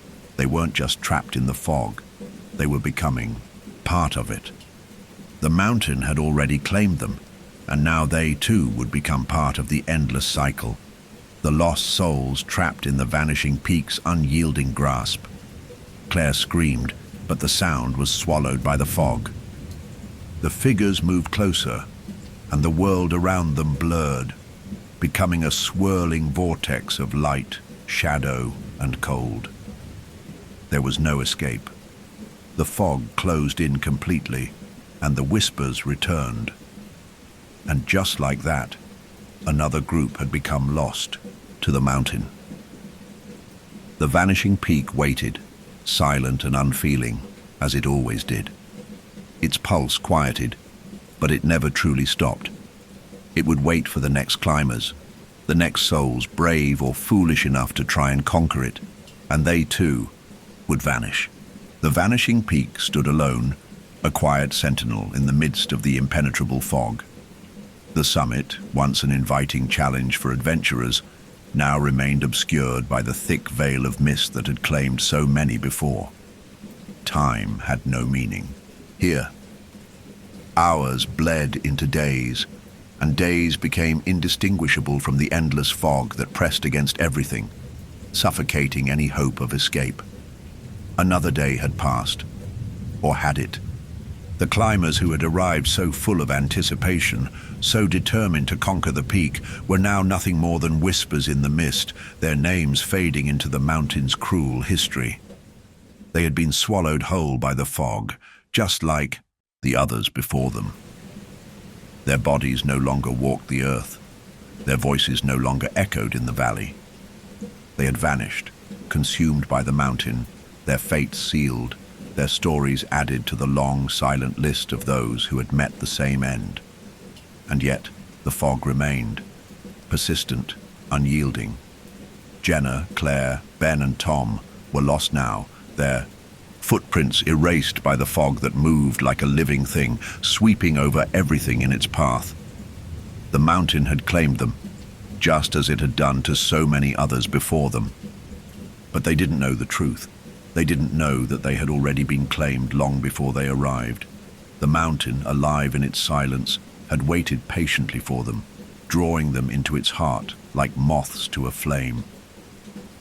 The fog was more than just a weather phenomenon. It was the veil that separated those who were lost from those who had yet to fall into the mountain's grasp. It hid the peak and the summit, not out of secrecy, but as a reminder of the endless cycle, a cycle of claim, a cycle of disappearance. The fog had swallowed Jenna and her team, but it had done so with a chilling purpose.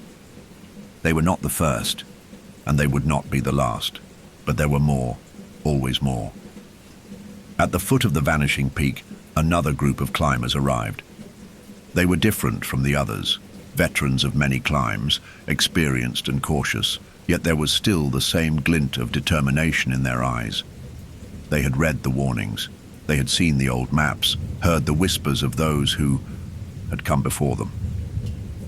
But like all who came before, they too were convinced they could outsmart the mountain, find a way to conquer it, and return with stories of the unknown. Their leader, an older man named Samuel, was the first to speak as they arrived at the foot of the mountain. His voice was gravelly, yet firm, and there was a confidence in him that came from years of climbing in harsh conditions. "We know the stories," he said, looking up at the mountain's peak, which was hidden behind a thick shroud of fog. "We know what has happened to others, but we're prepared. We won't fall into the same traps. We won't get lost in the fog." His voice carried authority, and the others, Rachel, Elijah, and Nora, nodded in agreement. Samuel had brought them here for a purpose. He had been studying the ancient records for years, tracing the patterns of those who had disappeared on the vanishing peak. He believed there was more to the stories, something deeper, something they hadn't uncovered yet. They had come to discover the truth. They had come to solve the mystery of the mountain. "I've studied the journals," Samuel continued, "and I've seen the patterns, the fog, the figures, the whispers. It's all part of something ancient. This mountain is not just a physical challenge.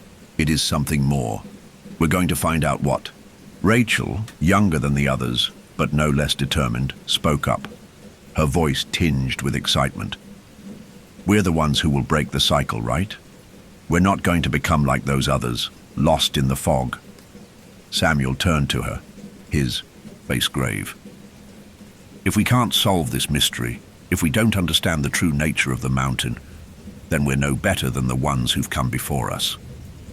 Elijah, the quietest of the group, adjusted the straps on his pack.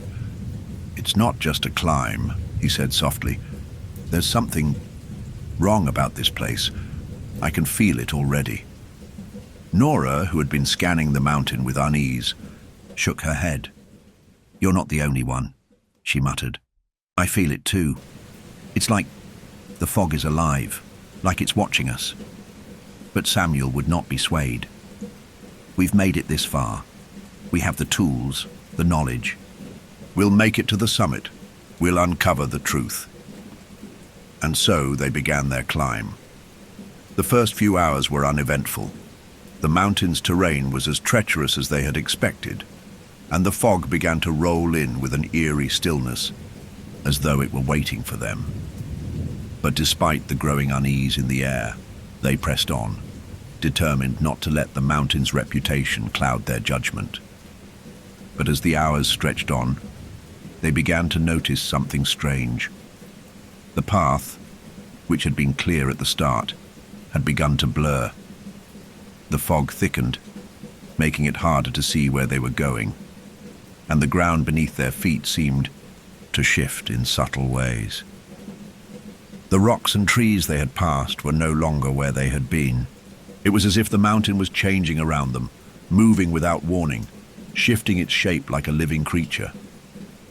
"Are we going in circles?" Rachel asked, her voice tight with fear. She stopped to check her map, but it was useless. The lines and coordinates no longer made sense.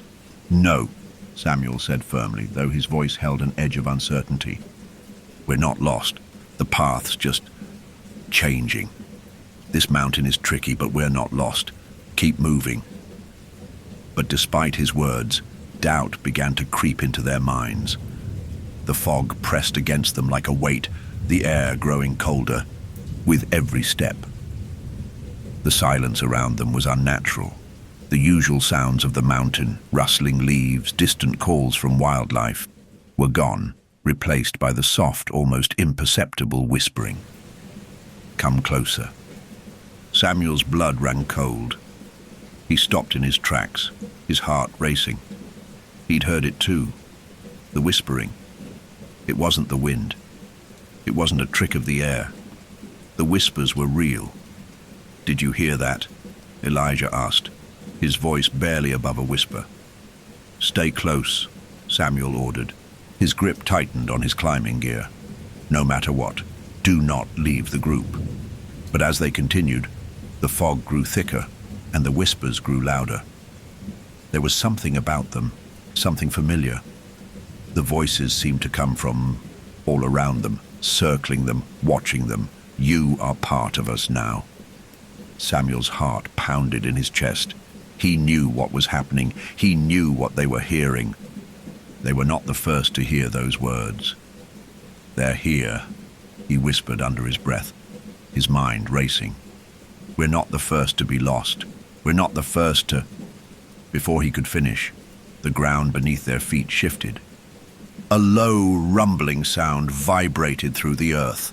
The fog seemed to thicken, the pressure building around them until it felt like they were being squeezed by an invisible hand. "No!" Samuel shouted. "We're not turning back, not now, not after we've come so far." But the mountain was already claiming them. The figures emerged from the fog, their forms like shadows, their movements slow and deliberate. The whispers intensified. "You cannot leave." And then, with a sickening clarity, Samuel realized that they too were already part of the mountain.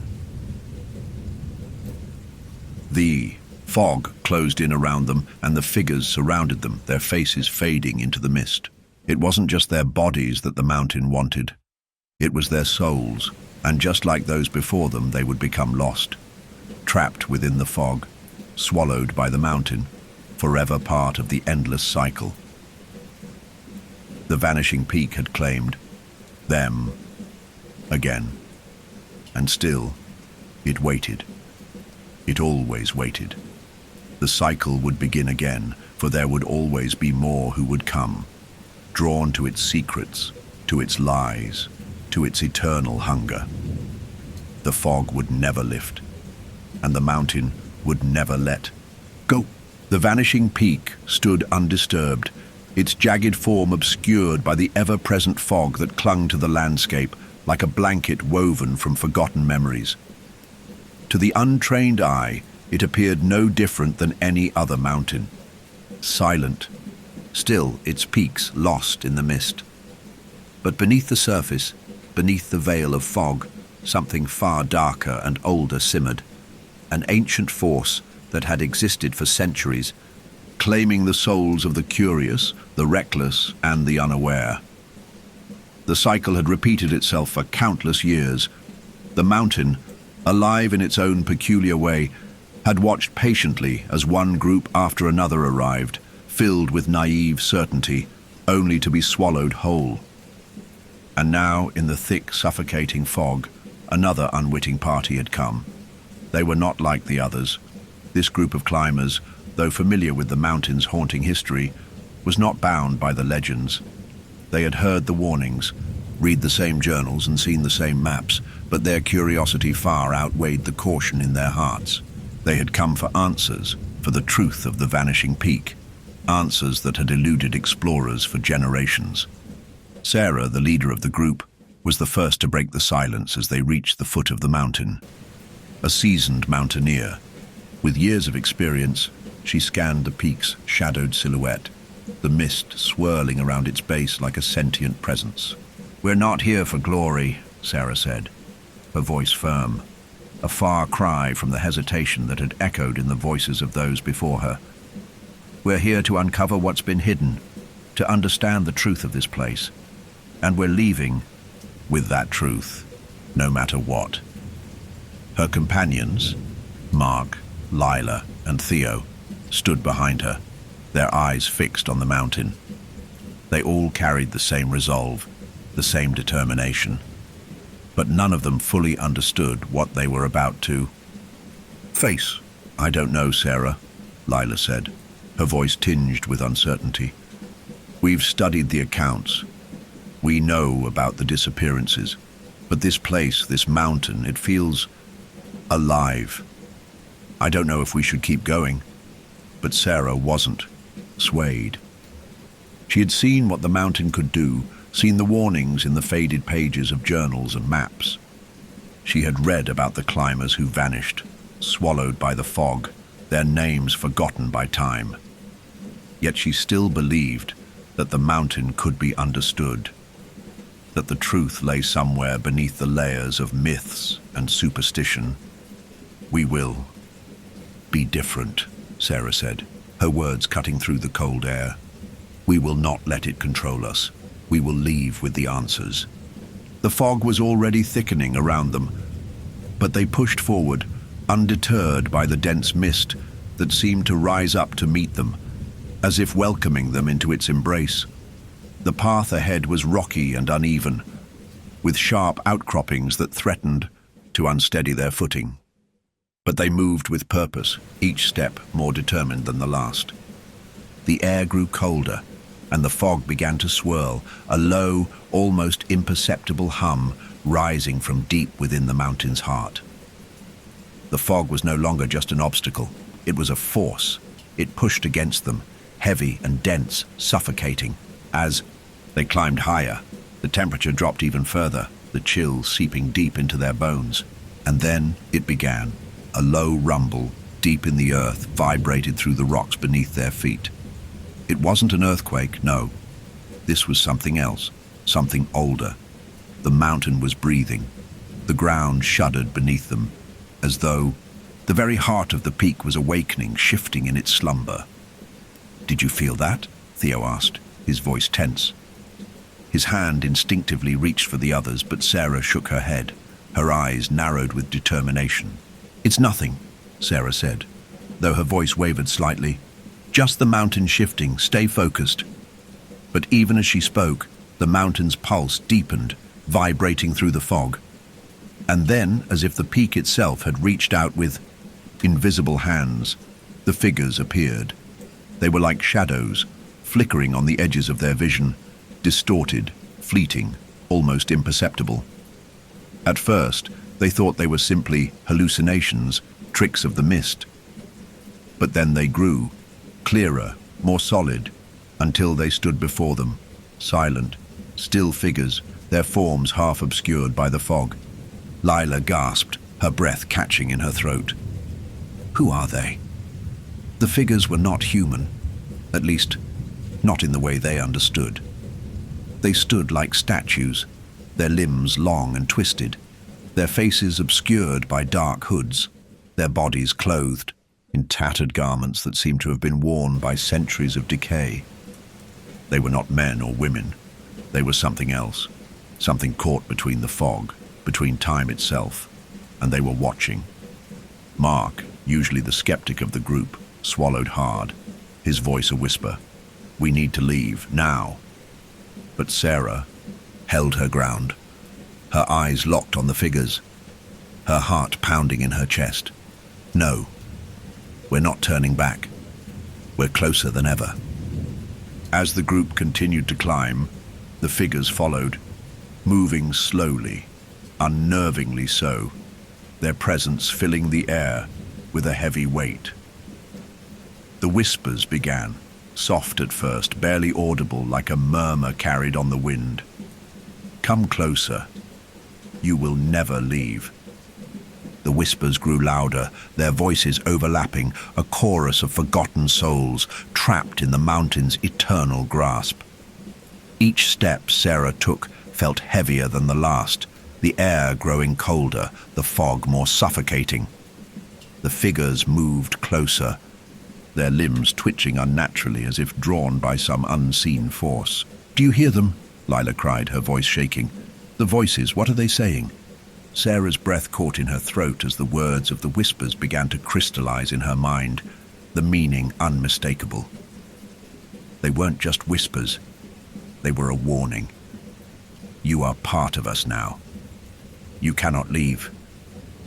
Suddenly, the ground beneath them shifted violently, a deep crack running through the earth, splitting the path ahead. The mountain was shifting, changing. The fog seemed to pull them deeper into its folds, disorienting them, trapping them in its embrace. We need to turn back, Mark shouted, his voice rising in panic. This is it, we can't stay. But Sarah's gaze was locked on the summit, just barely visible through the swirling mist. They were so close. She could feel it in her bones. The truth was within her grasp. She couldn't turn back now.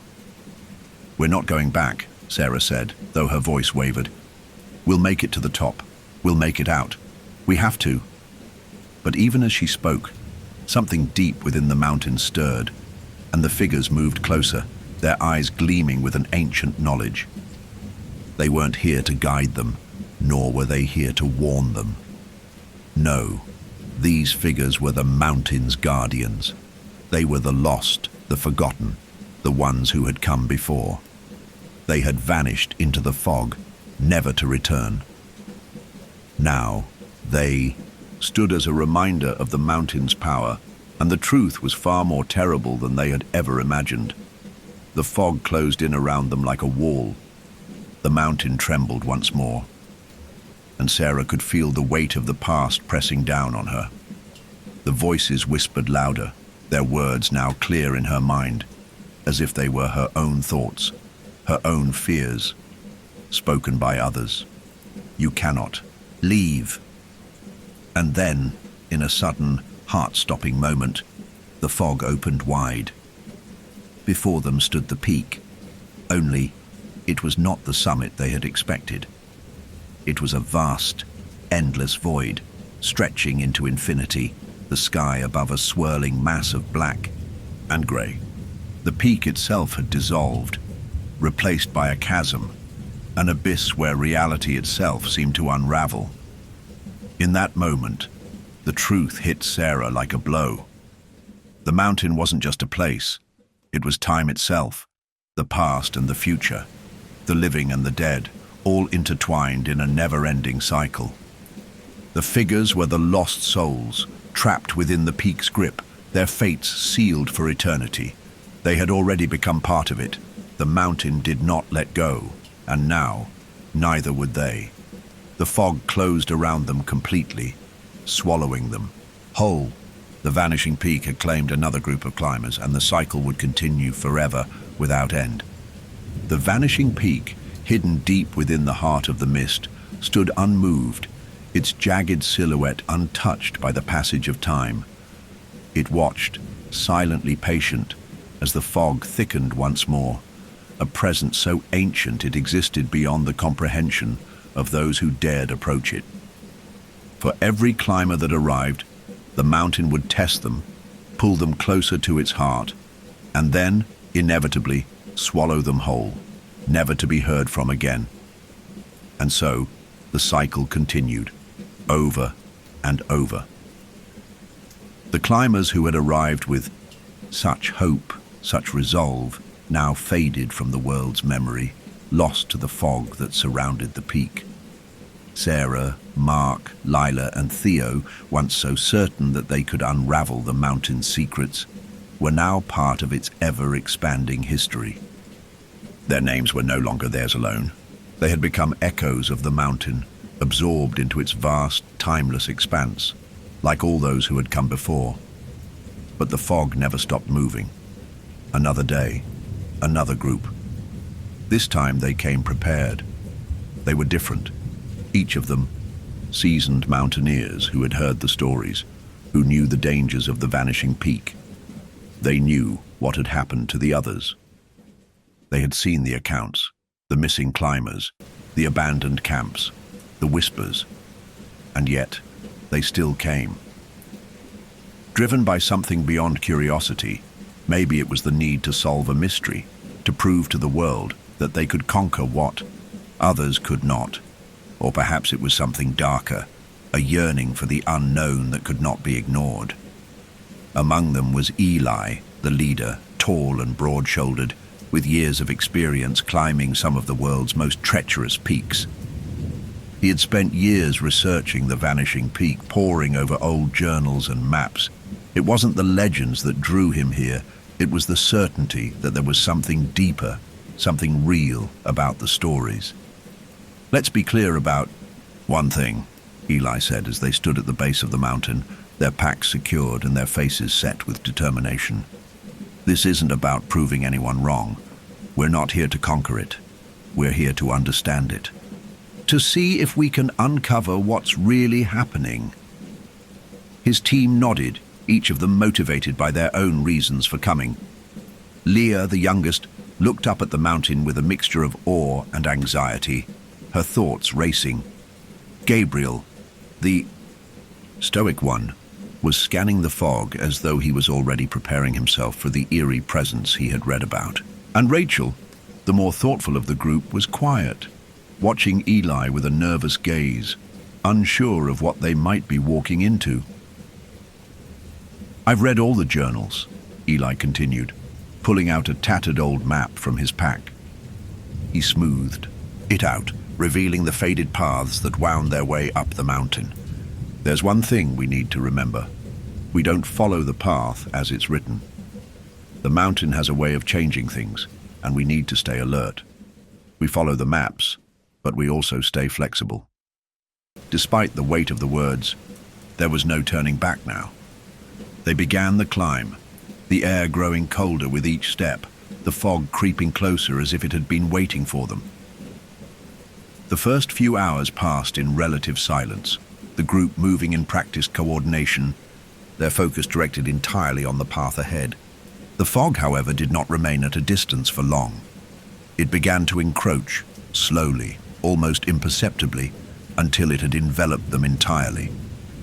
The visibility shrank with each step, the air thick and heavy, pressing against their lungs like an invisible weight.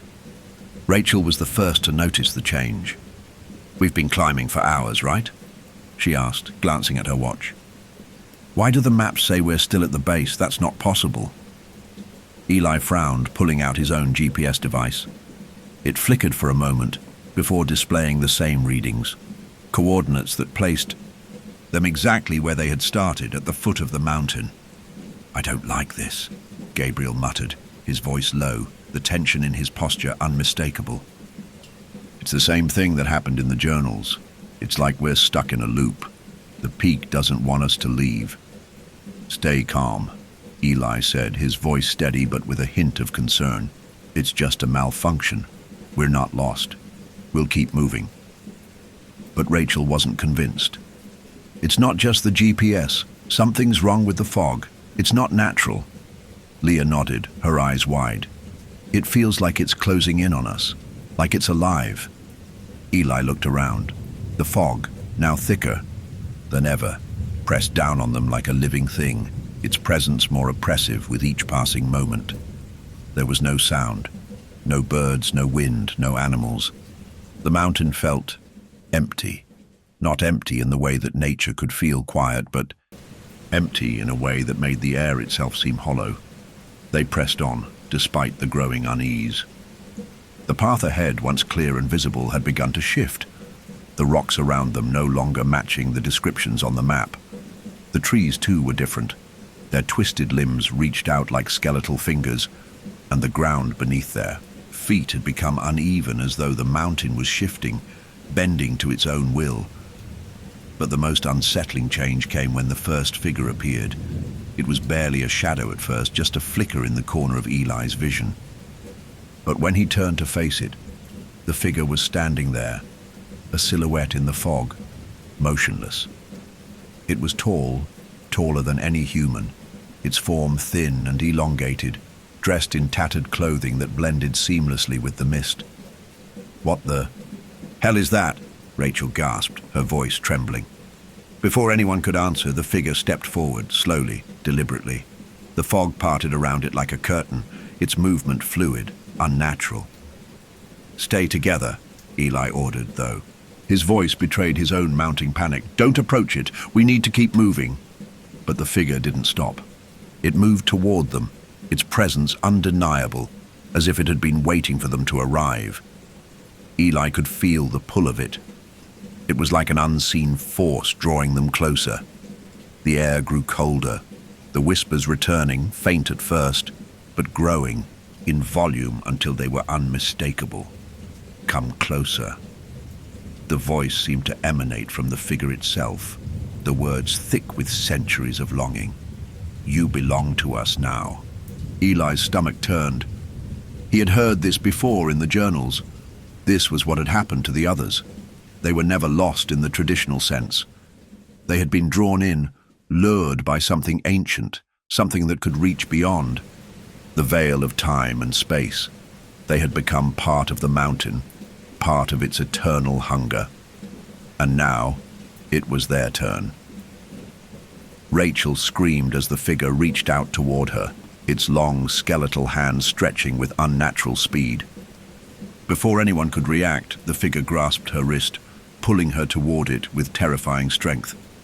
She fought, kicking and thrashing, but her body was already starting to fade, becoming transparent, as though she were being absorbed by the fog itself. "No," Eli shouted, rushing forward to grab her. But the figure was already drawing her into its form, its body melting into the mist as it swallowed her whole. The whispers grew louder, more frantic, filling the air with a maddening, incomprehensible chorus. "You cannot leave." Eli's heart pounded in his chest, his mind racing. They were trapped. The mountain had claimed them, just like it had claimed all the others before. There was no way out. But there was no time to think. The figure turned its gaze on him, its hollow, empty eyes staring into his soul. It was too late. He felt the pull, the weight of the mountain's will pushing against him, urging him to step forward, to give in. And yet somehow he fought. He knew the mountain's power. But this time, he would not let it take him. "You cannot fight it." The figure's voice reverberated through the fog, a dark promise. But Eli's will burned brighter than the mountain's hunger. He turned to the others, his voice hoarse. "We have to leave. Now." But as the fog closed in again, the mountain's grip tightened around them. They had stepped too far into its realm. The cycle was unbroken. The vanishing peak was waiting. And just like before, the mountain would not let them go. The mist had become all-consuming. It was no longer just the dense, oppressive fog they had first encountered. It had morphed into something far darker, more malevolent. The air was thick, with an almost tangible presence. the mountain's heartbeat, reverberating through every step they took, every breath they drew. The climb was no longer about reaching the summit. The summit had become irrelevant. Now, they were just moving through an endless loop of time, a never-ending cycle of despair and oblivion. Eli's pulse was quickening, his mind racing as the shadowy figure faded into the mist, still grasping Rachel, her form now flickering, in and out like a fading star. The other climbers stood frozen, their faces pale, eyes wide with terror, their hands trembling as they struggled to comprehend the unfolding horror. The whispers grew louder, louder, each word crashing into their minds, eroding any sense of hope they might have had left. "You cannot leave. You will stay with us." The words were more than just sounds, they were a presence, a weight that pushed against their chests, suffocating them. Every part of the mountain, every gust of wind, every soft whisper was alive. It wasn't just the peak that had drawn them in. It was the very essence of the place, its power rooted deep within the fog, an ancient hunger that devoured not only bodies, but souls. Eli clenched his fists, trying to force his legs to move, but the weight of the mountain's grip was unbearable. Every step he tried to take felt like walking through a river of cement, each breath more difficult than the last. It was as if the very earth beneath him was pulling him down, dragging him into its cold embrace. "Don't fight it." The voice came from all around them, surrounding them, pressing against them. It was as if the mountain itself was speaking, its ancient voice echoing through the fog, reverberating in their minds. Eli looked around, his chest tightening, his vision growing darker at the edges. He could see the others, Leah, Gabriel, and Nora, fading, just like Rachel had. Their bodies were flickering, as if they were losing their physical form, becoming part of the fog, part of the mountain's endless cycle. He couldn't lose them. Not like this. "No," Eli muttered through clenched teeth, his voice barely audible over the growing hum in his ears. "We're not part of this. We won't be." But the figure emerged again, this time standing directly in front of him, towering and looming like a nightmare. It had no face, at least no face in the way they understood it. Its features were an abstraction, an impression of something humanoid but distorted, its body a shifting mass of dark, swirling shapes. The fog swirled around it, making it seem both part of the mountain and something far more ancient, far more terrifying. Eli's legs buckled beneath him. He wanted to fight, to resist, but his body was no longer his own. The mountain had claimed him too. He could feel it in his bones, feel it in the very marrow of his soul.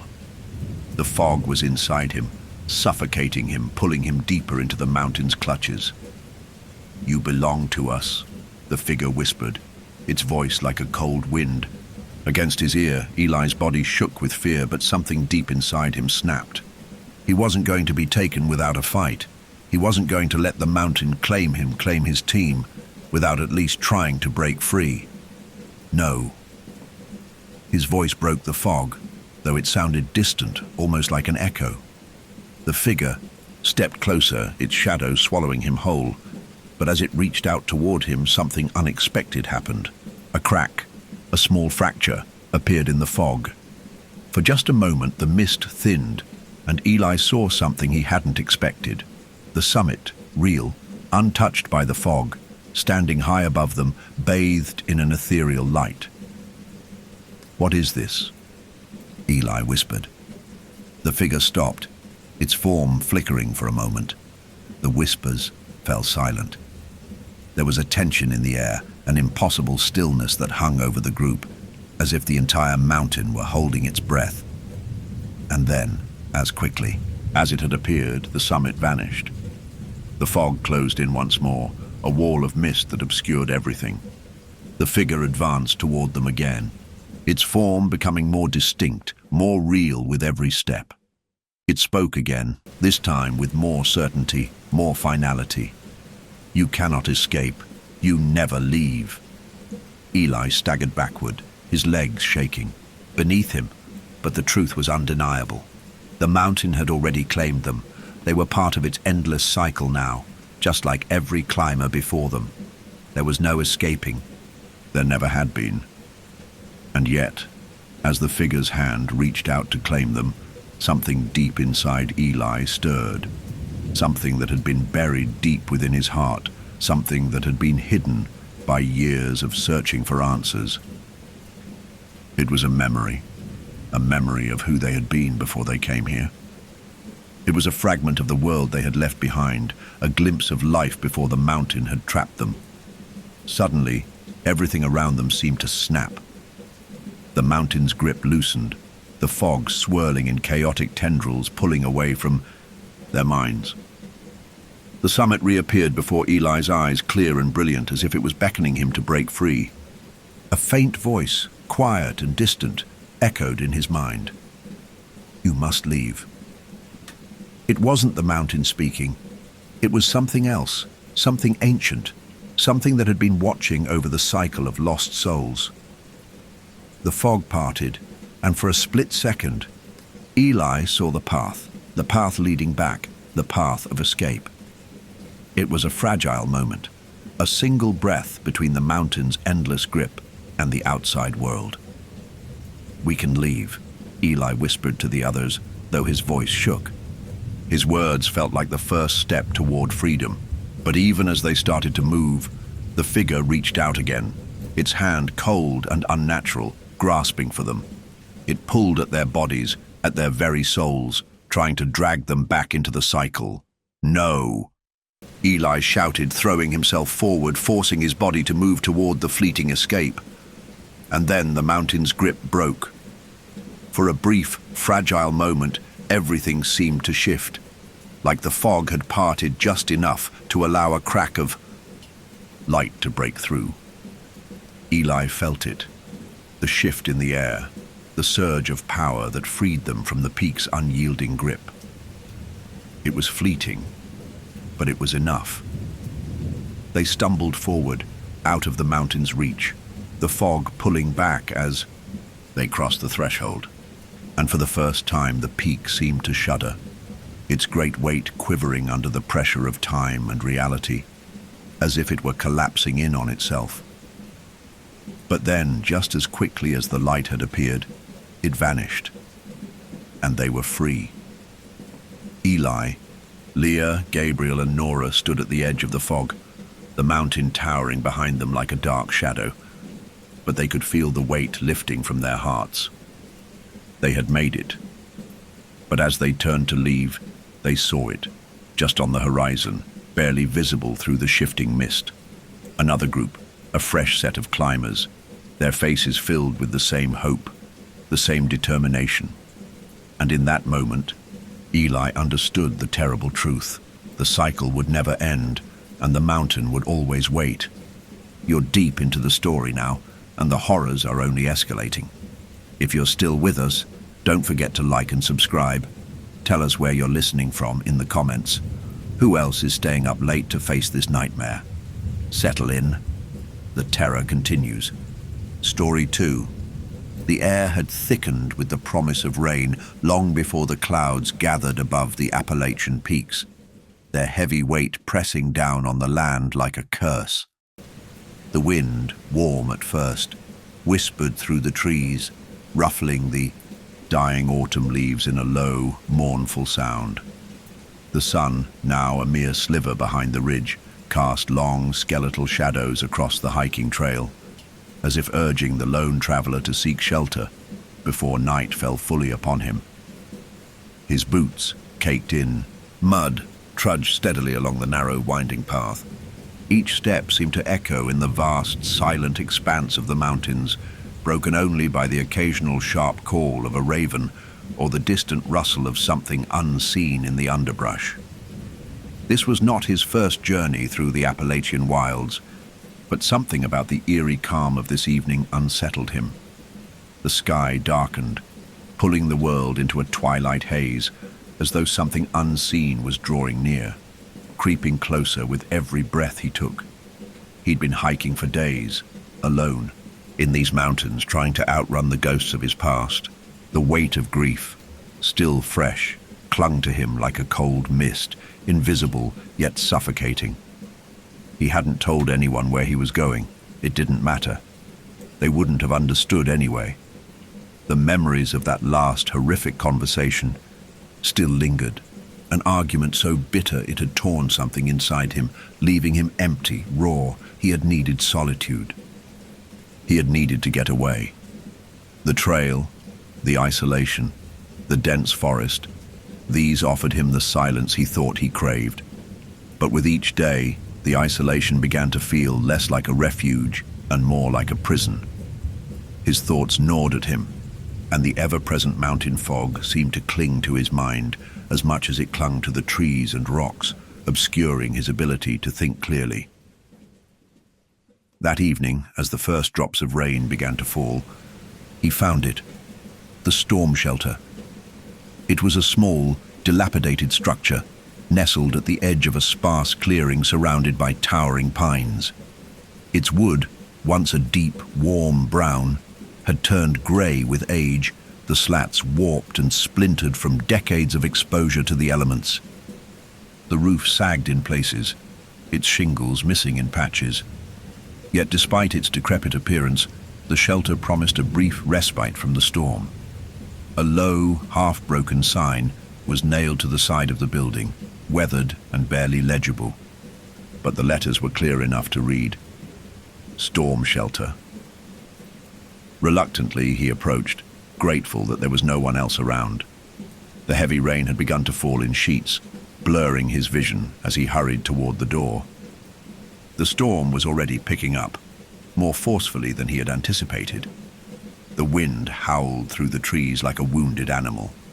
He pulled the door open, its hinges creaking in protest, and stepped inside.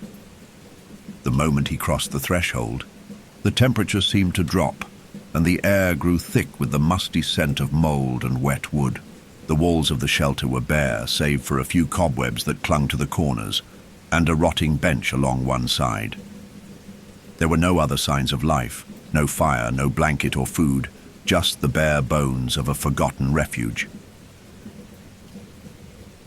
He shut the door behind him, the wind now howling so loudly outside that it drowned out the faint creaks of the shelter's settling frame. The sound was unnerving, as if the very mountains were breathing in time with the storm. For a moment, he simply stood there, collecting himself, letting the rain patter against the roof, and the storm's fury rage on outside.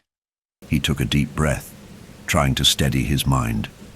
The sound of the wind outside became a dull roar, and his thoughts, like the storm, started to swirl again. He could feel the darkness in the corners of his mind growing, suffocating him. That was when he saw it.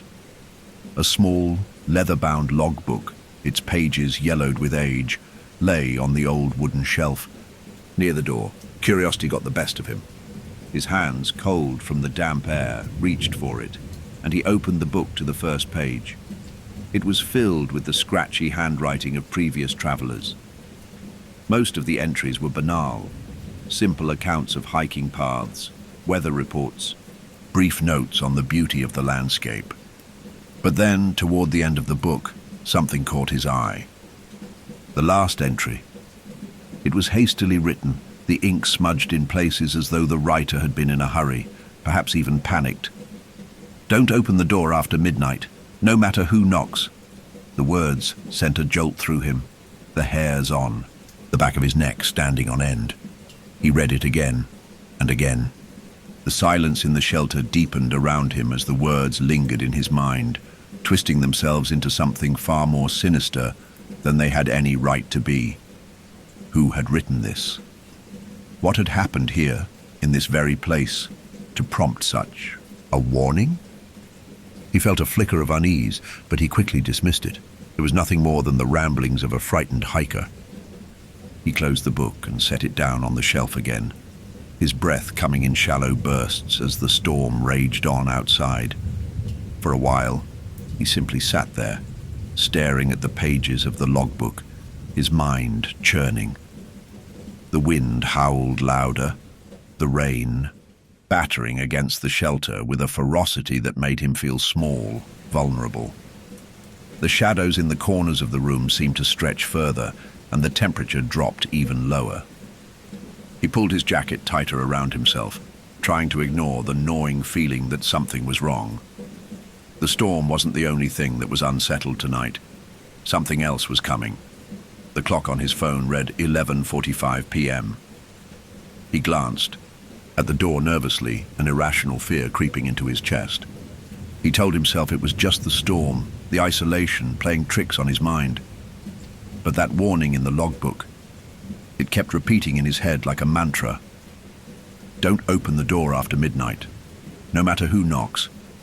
Suddenly, the temperature in the shelter seemed to drop again, as though something cold was creeping through the cracks in the wooden walls. He could feel it now, a presence hovering at the edges of his awareness. A vague, unsettling feeling, something he couldn't quite place. The clock ticked toward midnight. A gust of wind rattled the shelter, and then, just as the clock struck 12:00, he heard it. A soft, deliberate knock at the door. It wasn't loud, but it was unmistakable. A slow, rhythmic tapping, as though something was waiting outside. For a long moment, he didn't move. His body was frozen in place, his breath caught in his throat. The knock came again, soft, deliberate, insistent. The hairs on the back of his neck stood on end, his pulse quickening. He glanced toward the door, his mind racing. What was out there? What kind of person would be out in this storm at this hour? He couldn't stop himself from standing. He walked toward the door, his footsteps slow, deliberate. Each movement felt like it was happening in a dream, disjointed, unreal. He reached the door, his hand hovering over the handle. The knock came again, louder this time, as if the entity outside had grown more impatient. He felt it in his bones, an overwhelming sense of dread, like the weight of the storm had shifted from the world outside to the space within the shelter. He couldn't look away from the door. He felt as though something was watching him, waiting for him to make the wrong move. The clock ticked. 12:03. Amid another knock, louder, and then the wind died. It wasn't a gentle dying, more like a sudden, eerie silence, as though the storm had been swallowed whole. The knocking, too, stopped. Everything was still. It was then that he noticed something that made his blood run cold. Through a crack in the shelter's wall, he saw something. A figure stood outside. It was tall, too tall, and its shape seemed to sway unnaturally in the windless night. Its outline blurred against the backdrop of rain, but he could see its feet weren't touching the ground. It hovered just above the soaked earth, the rain falling through it. Not a drop touching its form. The figure stood still, staring at the shelter, unmoving, as if waiting for him. The sight of the figure outside was more unsettling than the storm itself. His heart pounded in his chest, each beat a heavy thud of dread, pushing through his ribcage like an animal trying to escape. The cold creeping over his skin felt alive, seeping into his bones. His fingers tightened on the wooden doorframe, as if grounding himself would somehow stave off the fear rising in him, threatening to swallow him whole. The figure remained suspended in the rain-soaked air, unmoving, its outline distorted by the downpour that passed through it. It was tall, unnaturally tall, and its shape seemed to stretch and bend in ways that defied logic, like an oil painting left to melt in the heat of a forgotten room. Its feet, or rather where its feet should have been, hovered inches above the wet ground, the dark shadows that swirled around it distorting its form into something less human, something otherworldly. He didn't know why he hadn't closed his eyes, but his gaze was locked onto it.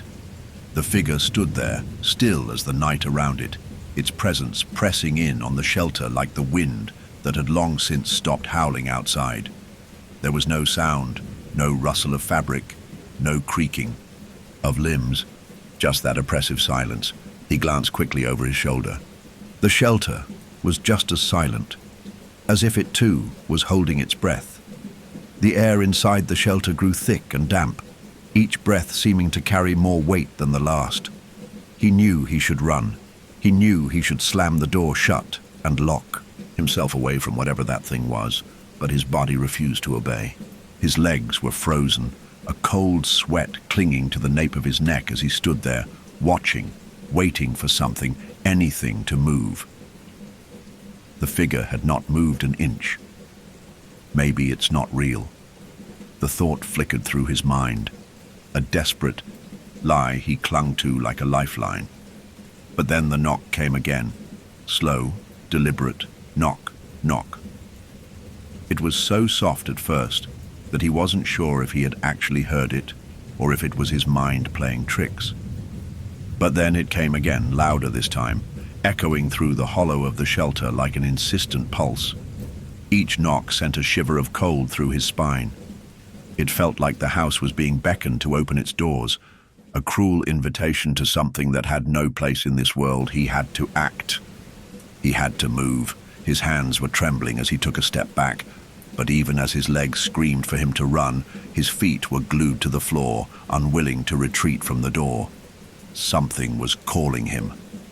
The air felt heavier now, pressing against his chest, as if the very walls of the shelter were closing in.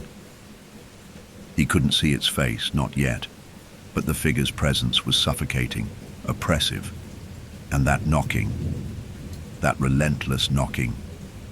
It sounded almost like it was mocking him, daring him to do something foolish. He forced himself to move, inching toward the crack in the wall, pressing his eye to the small gap between the rotting wood. The scene before him was distorted through the rain, the figure now standing motionless, its head tilted slightly, as if observing him from the other side of the shelter. It stood like a statue, rigid, a grotesque silhouette against the backdrop of the storm. Its form was impossibly tall, its shoulders broad, yet they were shrouded in shadow, only a faint glimmer of light outlining the outline of its body. It was almost as if the figure was not part of the world, but some creature pulled from a nightmare. He couldn't tear his eyes away. There was something about it, about the way it stood there, unmoving, watching, that struck him deep in his chest, sinking into his gut with a deep, instinctive terror. The sensation of its gaze was so palpable, so heavy, that he could feel it pressing against his skin, like the suffocating weight of an ocean. The air had become thick, charged, and for a moment he thought he could hear something faintly, barely a whisper coming from the figure. It wasn't a voice. It wasn't words. It was more like a hum, a vibration that seemed to come from deep inside the ground beneath his feet.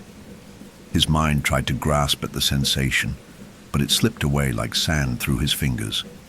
His throat went dry.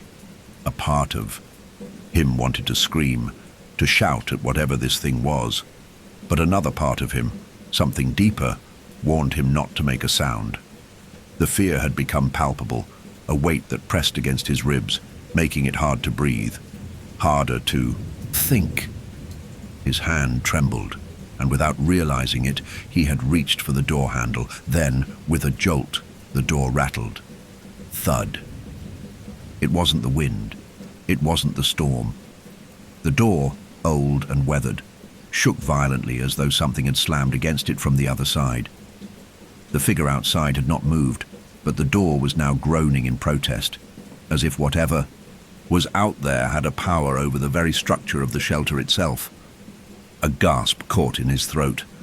His instinct screamed at him to lock the door, to run, to flee into the night, but something, some unseen force, kept him rooted in place. The knocking continued, louder, more aggressive now, pounding against the door in rhythmic bursts. Knock, knock, knock, and then it stopped. Just like that. The silence returned, but it was no longer comforting. The storm outside raged on, the wind howling like a lost soul. But the storm within the shelter had grown more intense. His breathing came in shallow gasps as his gaze flicked back to the door. The figure was still there, standing impossibly still in the rain, the air around it seeming to hum with a faint energy, the kind that made every hair on his body stand on end. His fingers tightened around the door handle again, and despite every ounce of fear that screamed at him to stay away, he reached for the crack in the wall, taking one last hesitant glance through it. The figure's face had come into view, but it wasn't a face, not in the way he expected. There was no skin, no eyes, no mouth, just a featureless surface, smooth and dark as the night. The absence of a face was far worse than he could have ever imagined. A hollow emptiness that consumed the space between him and whatever stood outside. And then he saw something that made his blood freeze. A faint movement, something flickering. From beneath the shadow of its hood, two empty holes or eyes, dark and endless, slowly turned towards him. The connection felt immediate, visceral. It wasn't just the figure looking at him now. It felt as though it was inside his mind, sinking into his very thoughts, pulling at something deep inside him. The door rumbled again. Another thud. This time, the door cracked open, just a sliver, allowing the wind and rain to rush in, the cold biting at his skin like icy claws. The figure's feet still hovered above the ground. He wanted to scream, he wanted to run. But the knock came again, louder now, as if it were a command. The crack in the door widened, the space between the heavy, warped wood and the frame stretching slowly, unnervingly, as if the shelter itself were being coaxed open by an unseen hand. Cold air flooded the room, carrying with it the stench of wet earth, rotting leaves, and something faintly metallic, something that made his stomach churn. A gust of wind swept in, carrying with it the sounds of the storm outside, the thrum of heavy raindrops, the groaning of trees bending beneath, the force of the gusts, the distant rumble of thunder. But among these natural sounds, something else had begun to make itself known, a low hum, like the distant drone of a hive, almost imperceptible, but unmistakable once heard. His breath caught in his throat. The figure outside hadn't moved, but the shift in the air felt palpable, like the world around him was bending in response to its presence. It wasn't a person. It couldn't be. It was something more, something older, something beyond the reach of human understanding. He pressed his back against the shelter's wall, his legs weak beneath him, as his heart pounded against his ribs, like a trapped animal. The knock, this rhythmic, deliberate knocking, had ceased. In its place there was a silence so thick and heavy that it felt like the air itself had been drawn into the dark abyss of the figure standing just beyond the shelter. His mind raced, his pulse quickening, but there was something deeper, more primal, that kept him rooted in place. A voice, his voice, seemed to whisper in the recesses of his mind. Don't open the door. But that wasn't his voice, was it? No, it was something else, something ancient. He blinked, trying to clear his head, but the air inside the shelter grew colder, the shadows deeper, pressing in on him from all sides. Every instinct screamed for him to flee, to lock the door, to bar the windows, to escape this place. Yet his body remained frozen, as if paralyzed by some force beyond his control. He stole another glance through the crack in the wall. The figure still stood in the rain, its shape indistinct, shrouded by the falling water. But as he looked closer, he saw something unsettling. The figure's form seemed to shimmer in the storm like a mirage, a distortion between realities. The edges of its body blurred, twisting and flickering like the image of a man seen through the ripples of a lake. The more he stared, the less certain he became of its true form. At times, it appeared almost human, but at others, it was something entirely alien. Its arms, which had once seemed so long, now seemed unnaturally thin, the skin stretched taut over bone, resembling twisted branches rather than human limbs. He couldn't tear his gaze away from it, no matter how badly his instincts told him to look elsewhere. There was something in the figure's movement, or rather in its stillness, that held him captive. It wasn't the way it stood. It wasn't the way its long, unnatural limbs hung loosely by its sides, its body slouched forward, as though it were listening for something, but the complete absence of any human element within it. No sound, no breath, no heartbeat. Just the unshakable sense that whatever it wasn't meant to be here. The rain fell through it, the drops vanishing into thin air, as if it were an illusion, a trick of the eye. And yet, with each passing second, it felt more real. He felt his stomach twist, an overwhelming nausea crawling up his throat.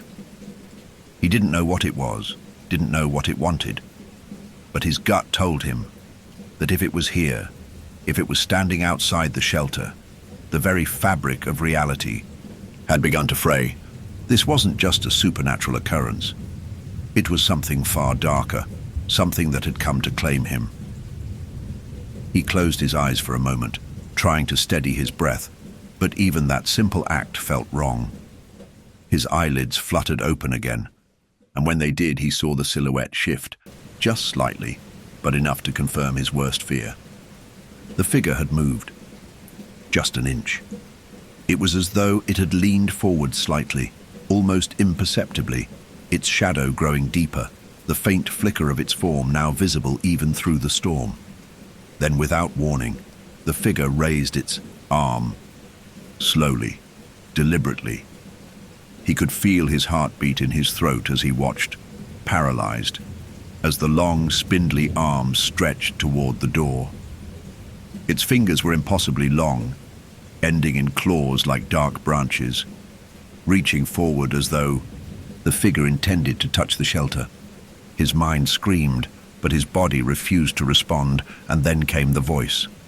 The sound of it, so soft and distant at first, seemed to seep in from all around him, like an echo of something long forgotten, some whispered warning from another time. It wasn't in words exactly. It was a feeling, a sensation more than an utterance, but it pierced through him nonetheless. He felt it deep in his chest, in the marrow of his bones, the air growing heavier with its presence. "You were warned." The words, though unspoken, echoed through his skull like a thunderclap, rattling him to his core. They weren't a command. They were a truth, a bitter realization. You were warned. The claw-like fingers inched closer to the door, scraping against the weathered wood, the sound like dry leaves crunching underfoot, unsettling and unnatural. It was as though the figure were testing the strength of the shelter, as though it knew exactly what was holding him here and was daring him to make a move. The air grew colder still, and the space within the shelter seemed to shrink as the temperature plummeted. A wave of dizziness hit him, and for a moment he feared he might collapse. The knock, the hum, the sensation of being watched, and the creeping dread all seemed to bleed together into one overpowering, suffocating pressure. The figure's fingers curled around the edge of the door, a slow, deliberate motion that made his breath catch. It hadn't opened the door yet, but that was only a matter of time. He could see it now, the gleam of its hollow, empty face, a dark abyss where there should have been eyes. Its gaze, if it could even be called that, was directed straight at him, and he could feel the weight of it, that oppressive, suffocating gaze pressing against him from across the gap in the door. And then, without warning, a new sound filled the air. A voice distant and ethereal like the wind itself whispered from the outside, "Let me in." It wasn't a command. It wasn't an offer. It was a plea. A dark, hungry plea. His pulse raced as the words reverberated in the pit of his stomach. The plea echoed in his mind, pulling at something deep inside him, something he couldn't name. Every instinct screamed at him to run, to bolt out of the shelter and never look back, but his feet remained frozen. He couldn't move. He couldn't escape. The figure outside was no longer just standing, no longer simply watching. It was drawing him in, pulling him into its world, where rules no longer applied. The rain continued to fall, but now it seemed to intensify, the drumming against the shelter's roof growing louder with each passing moment. The wind screamed. Outside in a frenzy, the trees creaking and groaning as if they too were being pulled into this otherworldly force. The shelter, once a sanctuary from the storm, had become something darker, something more suffocating, its walls pressing in. Like a tomb, the figure's fingers curled tighter against the door, and the whisper came again. "Let me in." The whisper pierced through the walls of the shelter, slipping into his mind like a blade slicing through the fog of his thoughts. "Let me in." It wasn't a mere request, not a plea. It was a command, one that seemed to resonate with some deep, primal part of his being. It clawed at his chest, at his very essence, as though something ancient, something unspeakable, was reaching inside him, pulling at the threads of his sanity. He stumbled back, his legs trembling, his heart pounding so hard it felt like it would tear through his ribcage. His gaze remained fixed on the door, watching the fingers, those long, twisted branches, curl around the frame with growing urgency. The air inside the shelter had turned suffocatingly cold, and each breath he drew felt like it was being wrenched from his lungs. The walls seemed to close in around him, the shadows growing darker, deeper, until they swallowed every inch of the space, leaving him standing in the heart of an all-consuming void. The wind outside howled like a wild animal, but the figure, though its presence loomed larger than the storm, remained utterly still. Its face, that hollow, empty space where a face should have been, burned into his mind like a brand. He could feel its eyes now, though there was nothing to see, just a vast, consuming emptiness. It was watching him, waiting. He could feel it. In the marrow of his bones, "Let me in." The words came again, low and insistent, echoing in his skull. It wasn't a sound. It was a feeling, an unbearable pressure that pushed against him from every direction, bending reality until it felt as if the very shelter itself was warping under its influence. He backed away from the door, his hands trembling, as he reached for the wooden bench against the far wall, his fingers brushing against the rough surface. His mind screamed at him to leave, to run, but his body wouldn't obey. It was as though he was paralyzed by the very presence of the figure outside. Its shadow twisted, undulating in the rain-soaked darkness, and he felt the oppressive weight of its gaze pressing against him, forcing him to stay, forcing him to listen. "Let me in." The words were clearer now, louder, echoing in the air around him like a haunting melody. It was as though the very world outside the shelter had vanished, leaving only the figure and its voice. The silence between the whispers grew thinner and thinner until the air crackled with tension, each passing second stretching longer, heavier. And then it happened. The door shook, thud. The entire shelter groaned, its frame creaking as if it too was struggling against the weight of the thing outside. The figure's hand, still pressed against the door, flexed slightly, and the wood gave an ominous groan. He could see the warped outline of the door begin to bend under the pressure, as if the figure were trying to pull it open from the other side, straining against the old, rotting wood. The force was unimaginable, and yet the shelter, though aging and frail, held, barely. The traveler's breath caught in his throat. He watched, wide-eyed, as the door began to split. A thin crack formed along the side, just below the handle. The sound of the wood splitting sharp in the otherwise dead silence. Another crack. The door was splintering. It was only a matter of time before it gave way completely. No, I can't let it in. The thought flashed through his mind, but even as he willed himself to move, to fight back, he couldn't summon the strength. He couldn't tear himself away from the door, from that presence outside. The air itself felt thick, as though something were pulling at his very soul, dragging him deeper into whatever nightmare the figure represented. The storm outside seemed to intensify, its roar filling the shelter, a chaotic cacophony of wind and rain that rattled the walls. But inside, there was a different kind of stillness, a stillness that wasn't peaceful. It was oppressive, stifling. The hum that had been faint before now thrummed louder, reverberating through his bones, vibrating the very air. The knock, the voice, the force pushing against the door, it was all connected, all feeding into this singular, consuming pressure. Then the figure did something that made his blood run cold. It tilted its head slightly to the side. He couldn't tell why, but the movement felt like a signal, like an acknowledgement of something he couldn't comprehend. It was as if the figure was aware of him in a way that transcended physicality, as though it could reach into the very core of his mind, reading him, understanding him, twisting his thoughts into something dark and alien. It was a predator sizing up its prey, and he, foolishly, had walked right into its den. His legs wobbled beneath him as his mind fought to make sense of the scene. The figure, now standing at the door, still hovered just above the ground, the rain passing through it as if it were nothing more than smoke. The figure's body was still impossible to define.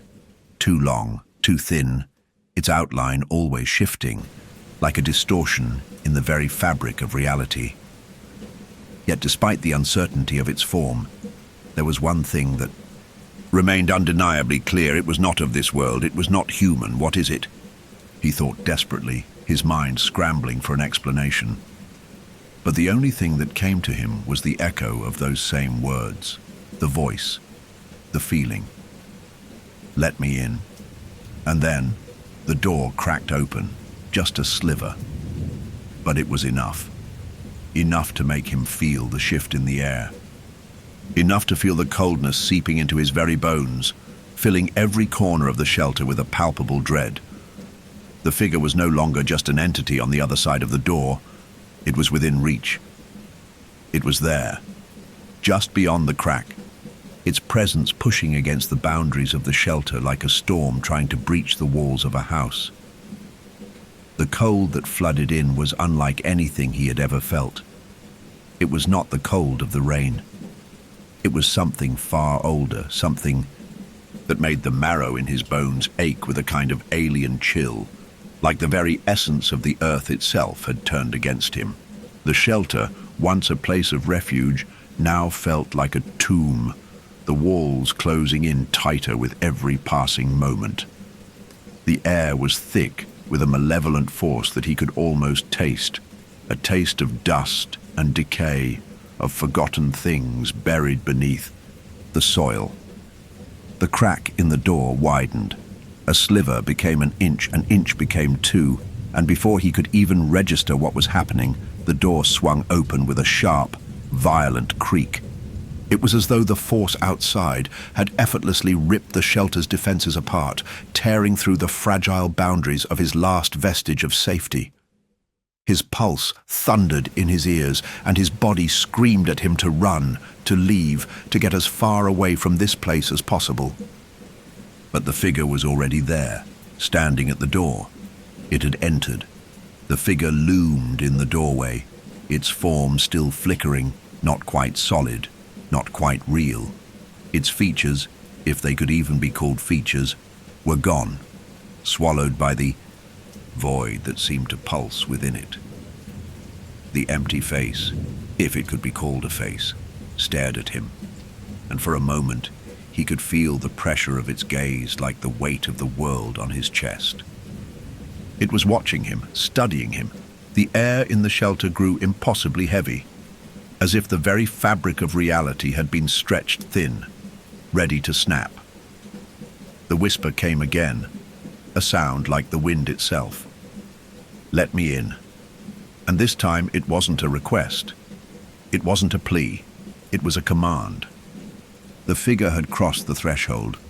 The door swung open fully now, its ancient hinges creaking in protest as it parted like the maw of some dark beast. The figure stood at the entrance, still and ominous, as if it had no intention of entering the shelter itself, at least not yet. It remained in the doorway, its hollow, formless gaze fixed on him. His chest tightened, his breath coming in ragged, shallow gasps. It was as though the figure wasn't simply in the shelter with him. It was inside his head too, pressing against the walls of his mind.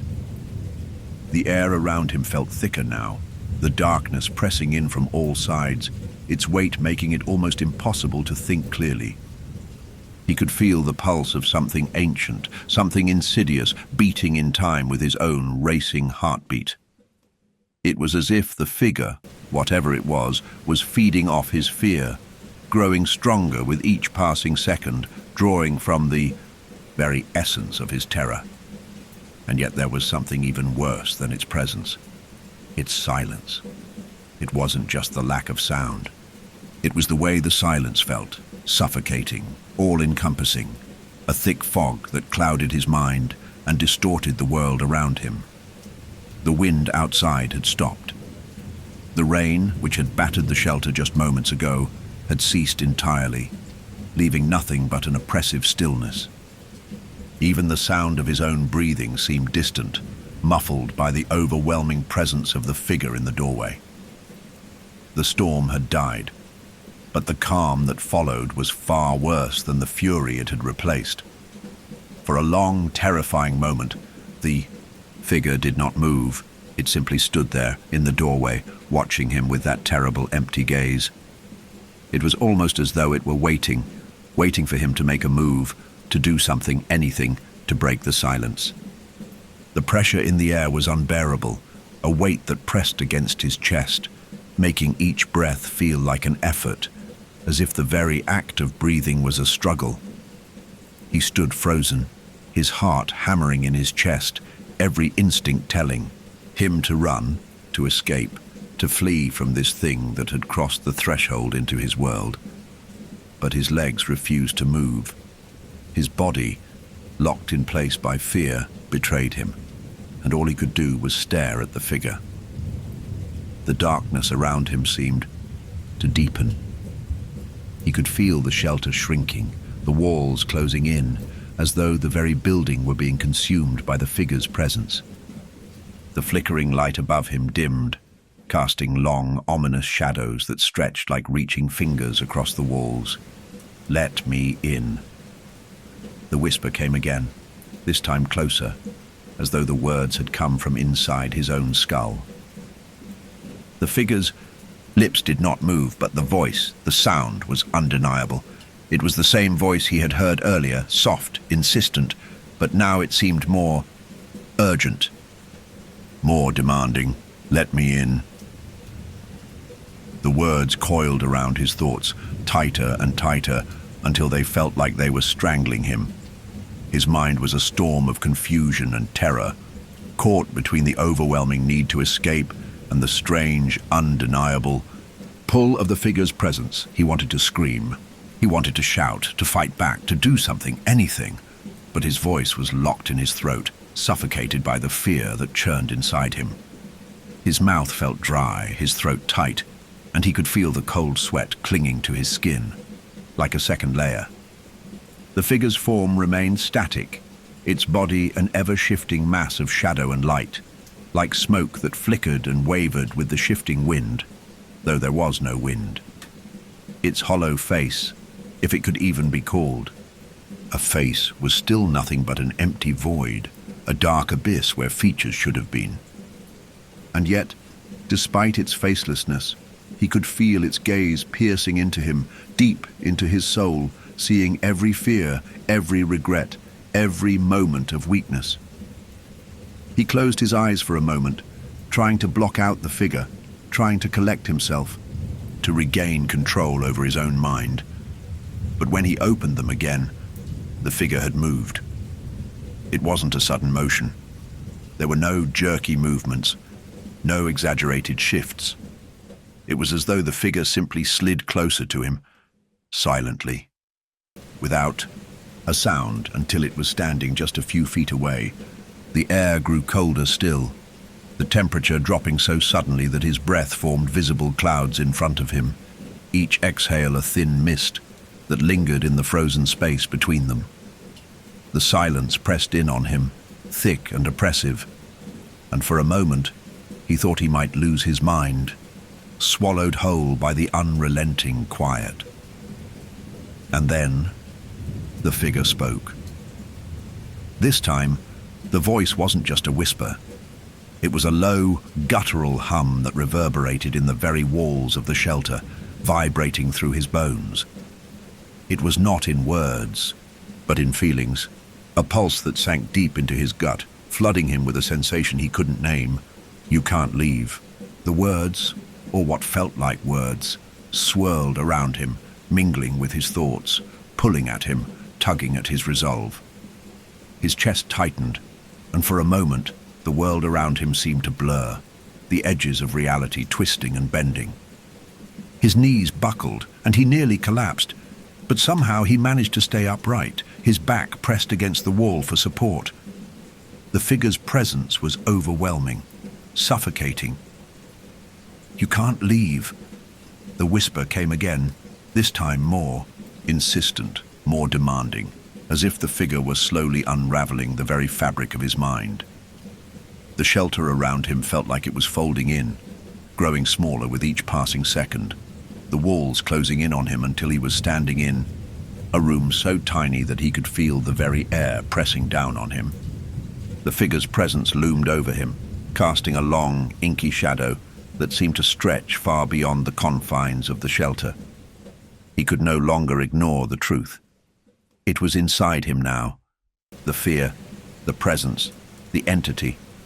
It had all seeped into his very being like poison in his veins. It wasn't just outside the shelter anymore, it was inside him. It was part of him. The room felt smaller still, and then, without warning, the figure took another step forward, its form flickering and warping as if reality itself were bending around it. The air around him seemed to freeze.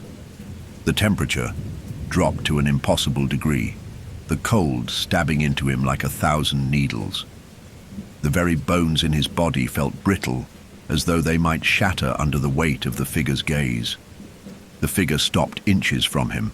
It was so close now that he could feel the cold emanating from its form, radiating out like an icy breeze, even though the air should have been warm. It was standing right before him, its presence so overwhelming that he felt like he might suffocate beneath it. Its eyes, or whatever passed for eyes, seemed to glow with a faint, unnatural light, though there were no discernible features. The empty void of its face was worse than any human gaze, and then, for the first time, it moved. It reached out, not with a hand, not with claws, but with something far worse, something intangible, something that didn't belong to this world. Tendril of shadow unfurled from the figure, winding like smoke, stretching towards him. It was cold, so cold, that it felt like it could freeze him from the inside out, like it was stealing the warmth from his very soul. It curled around his wrist, pulling him toward the figure with a force so immense that he couldn't resist it. His body screamed. His muscles fought to break free, but the pull was too strong, too unnatural. And then, for a moment, everything stopped. There was a silence, a thick, suffocating silence that stretched on for what felt like an eternity. The world outside the shelter had disappeared. The storm, the rain, the wind, it was all gone. All that remained was the cold, the figure, and the growing sense that the moment he had been dreading was finally upon him. The figure spoke again. This time, its voice was a deep, hollow hum vibrating through his bones. It's too late. The cold tendril wrapped around his wrist like ice, its touch sending a shockwave of numbing dread through his entire body. Every inch of his skin screamed in revolt as it curled tighter, the cold penetrating deeper, not just through flesh, but into his very soul. His breath caught in his throat, each exhale now misting in front of him, as if his body had become a mere extension of the chill that radiated from the figure. For a moment, everything else, the storm, the world beyond the shelter, faded into nothingness. All that remained was the figure, towering in front of him, and the gnawing, suffocating presence it exuded. The whisper came again, this time more urgent, more insistent. It's too late. His mind reeled, struggling to make sense of the words, but there was no logical explanation that could account for what was happening. He could barely even think. His heart was pounding so loudly that it drowned out all other sound like thunder in his ears. The shadowy tendril pulling him forward felt alive, like a living thing with a malevolent purpose, and it was drawing him toward the figure. He tried to pull away, but it was useless. His arm was locked in place, held by the shadow that wound around him like a serpent. It's too late. The words reverberated through his body, not just as sound, but as a feeling, a realization that sank into his bones, a truth so undeniable that it made his stomach turn.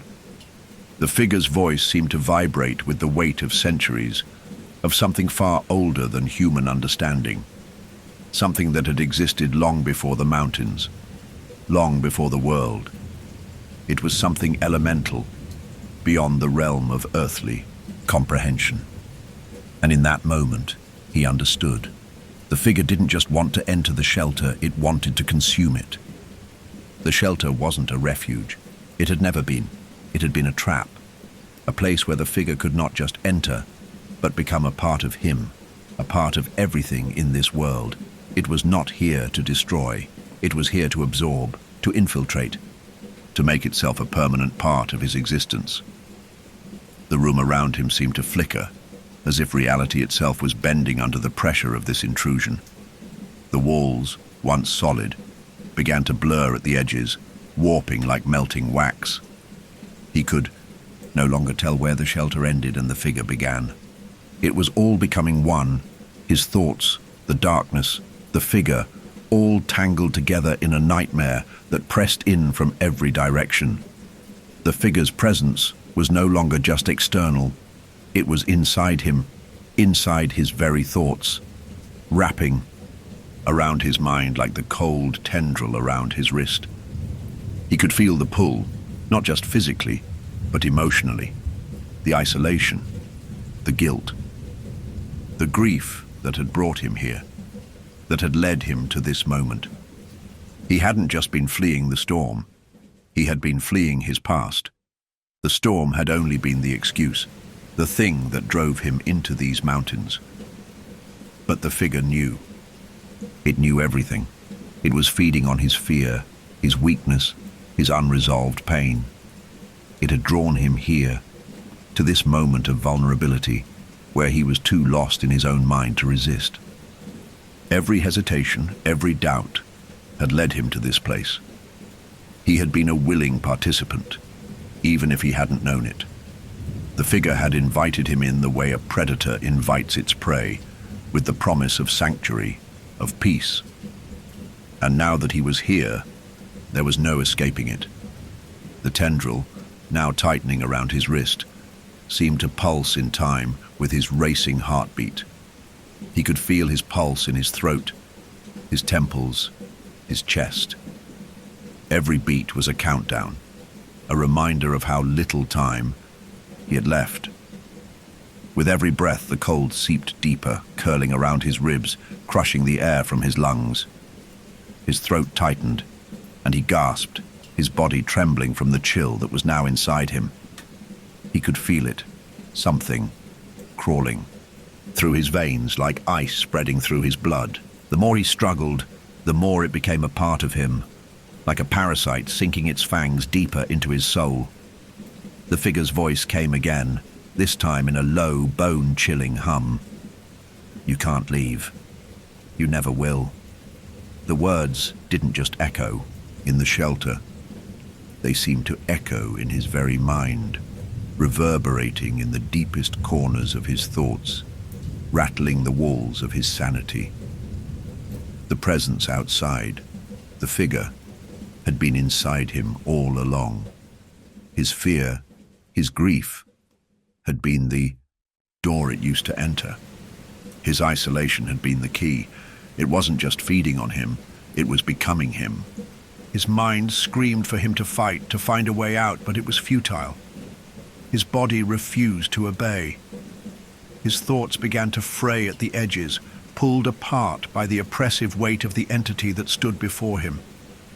The more he fought, the more it merged with him. His pain, his terror, his weakness, and whatever this thing was, now won. A sob tore from his chest, but it wasn't just the cry of a man in fear. It was the cry of someone who had lost something far more precious than his life. He had lost his soul. He had lost his will. The figure didn't need to kill him. It had already done worse than that. It had already taken him, swallowed him whole, and replaced what remained with a shadow, a reflection of something dark and eternal. The figure's form was now so close to him, it was almost inside him, and he felt himself shudder as the last vestiges of his identity began to dissolve, absorbed into the darkness.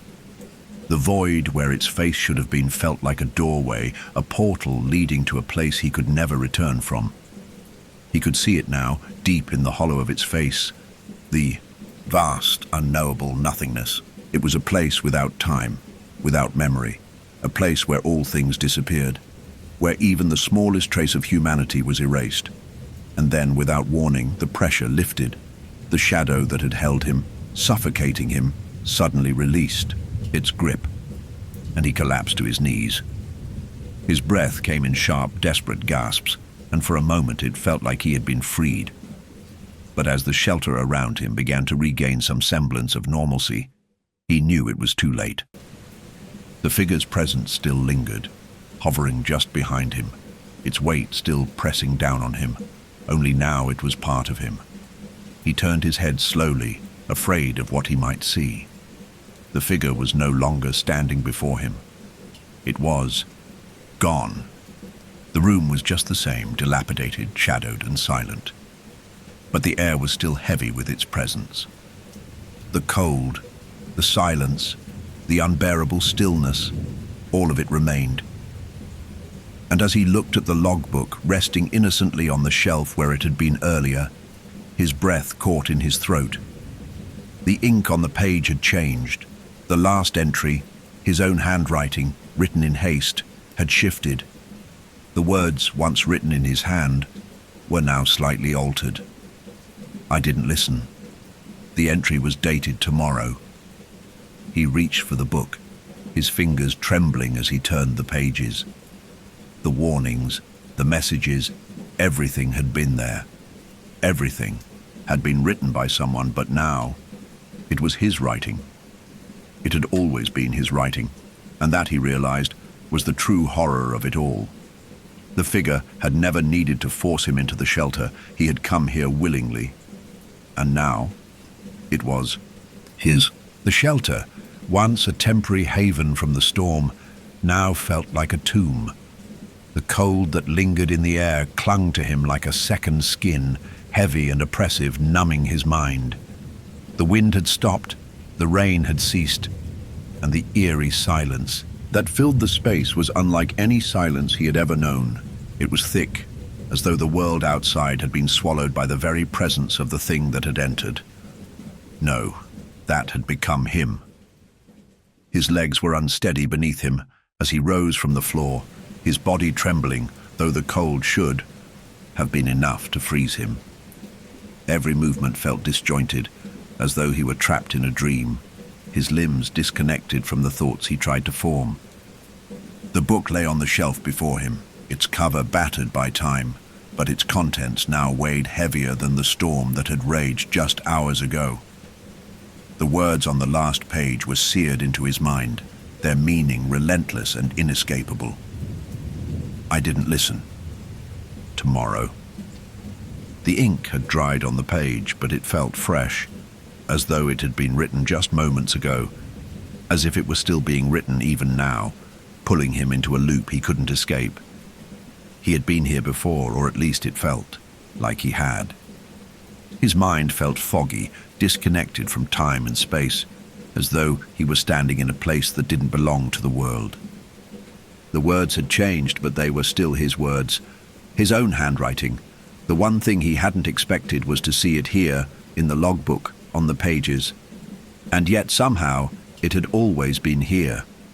It had always been part of him. He closed the book slowly, the motion almost mechanical, his fingers brushing the edges of the pages with a strange detachment.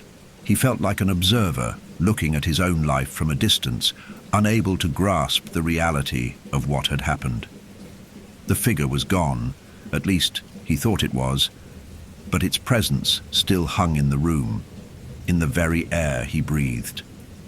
Its voice, that constant whisper, was gone, but the weight of its words, of its silent watch, still pressed against him like a physical force. He could almost hear it now, lingering at the edges of his thoughts. You can't leave. You never will. The walls of the shelter seemed to close in around him, the space growing smaller with every breath he took. The shadows, once harmless, now stretched unnaturally, reaching toward him as though the darkness itself had a will of its own. The cold was still there, but it was no longer just an external chill. It was something inside him, seeping into his very being, crawling through his veins, filling his chest with an inescapable heaviness. He stepped toward the door, his body moving automatically, as if it was no longer entirely his to command. The door, the same door that had once been a barrier between him and whatever had waited outside, now stood ajar, its edges warped and cracked as if the figure had passed through it, leaving something of itself behind. The creaking of the door as he pushed it open echoed in the stillness, loud in the silence, but there was no wind to greet him, no rain, no sound of nature, just the stillness, the unnatural calm that blanketed the world. He stepped outside. The world, if it could be called that, was a place he barely recognized. The mountains stretched before him, the mist still clinging to the trees, but something was wrong. The landscape was warped, twisted, like a reflection in a cracked mirror. The trees bent at odd angles, their branches knotted and gnarled, as though they had been distorted by some unseen force. The ground beneath his feet seemed to shift with every step, as though the earth itself were uncertain of its own shape, and then he saw it. At the edge of the clearing stood the same figure, the one he had seen last night, standing just outside the shelter, its feet hovering just above the ground. But it wasn't the same. No, this time it was more. Its form was clearer now, more defined. He could see the tendrils of shadow that wrapped around its limbs, the empty void of its face now almost tangible, like the dark heart of the forest itself. Its presence filled the space, stretched across the land, as if it had been waiting for him, watching him all along. The very air around it seemed to ripple, distorting, bending in ways that made his head spin. And then it moved. Not in the way he had expected, not in the jerky, unnatural way he had seen before, but in a slow, deliberate glide, as though it were moving through water, its body shifting and twisting like smoke. The ground beneath it didn't bend. It warped, and with each step it took, the landscape around him shifted, like reality was bending to its will, his body locked in place, his breath caught in his throat. It spoke, though its lips didn't move. The words came as a vibration deep within his chest, resonating in the very core of his being, as if the sound itself was tearing through the fabric of his mind. Its time, the words felt like an anchor, dragging him down into something darker, something deeper than the world he had known. They were not an invitation. They were not a command. They were a declaration. It's time. He could feel it then. The pull, the inescapable draw toward the figure. It wasn't just the figure's power, it was something far more personal, far more intimate. The figure wasn't simply a creature of darkness, it was a part of him now. It had always been a part of him. The grief, the loneliness, the unresolved pain, it had all been a bridge to this moment. The figure had never been an external force. It had been inside him from the beginning. His legs moved on their own, slowly, unsteadily toward the figure. He tried to resist, but it was like trying to fight against the pull of the tide. He was drawn to it, pulled by a force stronger than will, stronger than reason. He could feel the weight of his own footsteps as they carried him forward, each one heavier than the last, as if the ground itself was reluctant to let him go. And then, it was standing in front of him. The figure's form towered over him, its shadow spilling across the landscape like an abyss, swallowing the world around them. Its hollow face was still there, empty and vast, but now it felt different. It wasn't just a void, it was a place. A dark, endless place that was pulling him in. It extended a hand, or what could be called a hand, though it was more like a tendril, reaching toward him. The shadow curled around his arm, its touch colder than anything he had ever felt. It wasn't just cold, it was alive, sending waves of despair and isolation through his veins. The darkness wrapped around his wrist, tightening, drawing him closer. "You are mine now," the figure whispered, its voice not in his ears, but inside his mind, inside his soul. The last of his resistance broke. He felt his mind splinter, his thoughts dissolving into the void, into the figure. He was no longer himself. He was no longer just a man in the mountains. He had become something else, something darker, something infinite. The figure's face, still a void, seemed to smile, and then it was as if everything shifted. The world around him bent once again, and when he looked up, the landscape was no longer the mountains he had once known. It was a place far worse. The trees had turned into twisted, skeletal things, their branches reaching toward him like fingers. The sky was no longer blue, but a sickly, pale grey, swirling with unnatural clouds. The ground was cracked and barren, a vast expanse of desolation, and in the distance he could see the storm returning. Not a storm of rain or wind, but a storm of shadows, a vast consuming force sweeping across the land. He was trapped, and so the cycle began again. The storm had returned, not with the force of thunder or the fury of rain, but with the slow, inevitable march of darkness creeping across the land. The sky above him was no longer just overcast. It was a swarming mass of shadows, rolling like black smoke, tendrils of darkness curling down toward the earth. The figure that stood beside him, its form once a mere wisp of shadow, now felt like the very foundation of this twisted world, as if it had always been here, as if the land itself had been sculpted from the void it created. The air, once still, was now thick with the pulse of something ancient and malevolent. The silence that had once pressed down on him was gone, replaced by the sound of his own heartbeat, thudding in his chest like a drum, a reminder of his own lingering humanity.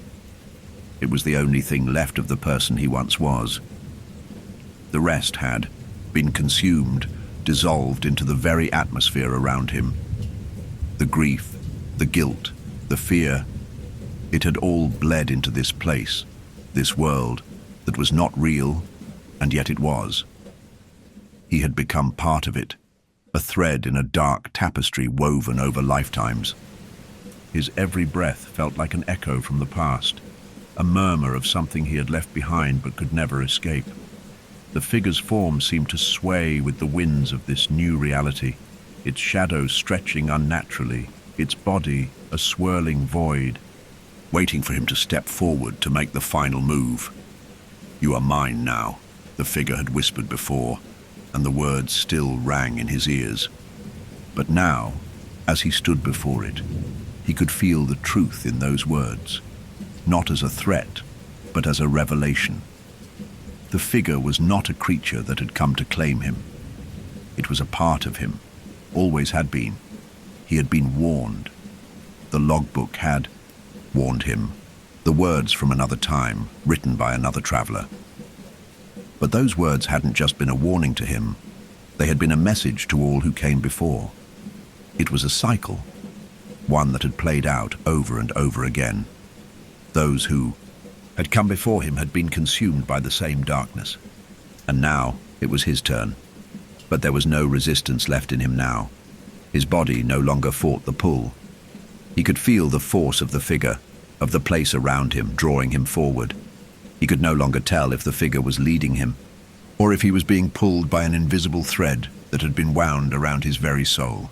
He moved, slowly, painfully, like a marionette whose strings had been pulled taut. His steps were heavy, each one sinking deeper into the ground as though the earth itself was unwilling to let him go. But he kept moving, toward the figure, toward the inevitable. The figure reached out its hand, or what could be called a hand. It was not flesh and bone, but something darker, something that pulsed with an ancient energy, stretching toward him like a serpent, its tendrils curling around him. It was not just the hand of the figure, it was the hand of the past, of the future, of everything that had been and would be. It was the hand of this world, and every world that had ever existed before it. His skin, already cold, seemed to freeze under the touch, his thoughts slipping away into the void. The world around him blurred, and for a brief moment it felt as though time had stopped altogether. There was no past, no future, only this single moment, where the figure's grip on him became the only thing that mattered. And then, the world shifted again. He felt the ground give way beneath him, the earth crumbling as the figure's hand drew him into its embrace. He could no longer feel his feet, no longer feel the ground beneath him. The shelter, the trees, the mountains, everything began to dissolve into nothingness, falling away like ash in the wind. It was as if the very fabric of reality had been torn apart, revealing something beyond understanding, beyond time. For a moment he wondered if this was what the travelers before him had experienced. Had they felt this same pull? Had they too been lost in this endless cycle? The logbook, the warnings, the cryptic messages, it had all been a part of the game, a game that no one could win, a game that always ended the same way. The figure's voice came again, soft but deafening in its clarity. It is done. The words settled over him like a blanket, heavy and final. His vision blurred, his mind swirling in an ocean of darkness. There was no more time, no more escape. The void, the darkness, had consumed him, and now he was part of it, a shadow among shadows. But even as everything around him faded, something lingered. It was a faint flicker of awareness, a shard of clarity, a final fleeting moment before he was lost entirely.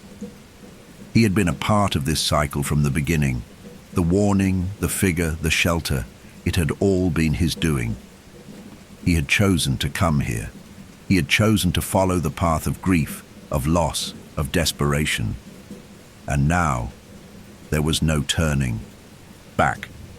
The logbook, the one he had found on the shelf, was no longer just a relic of those who had come before him. It was now a part of him, a record of his own fate, a reminder that the past had always led him here. He opened his eyes, just for her, a moment, and in that fleeting instant, he saw the words written on the final page, the words that had changed, the ones that had appeared in his own handwriting. I didn't listen, and as the last remnants of his consciousness were swallowed by the endless dark, the words transformed once more.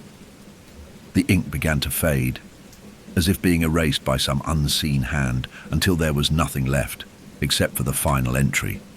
Don't open the door after midnight, no matter who knocks. The logbook fell closed, and then the silence returned. But this time, It was eternal. The story of the storm shelter had come full circle.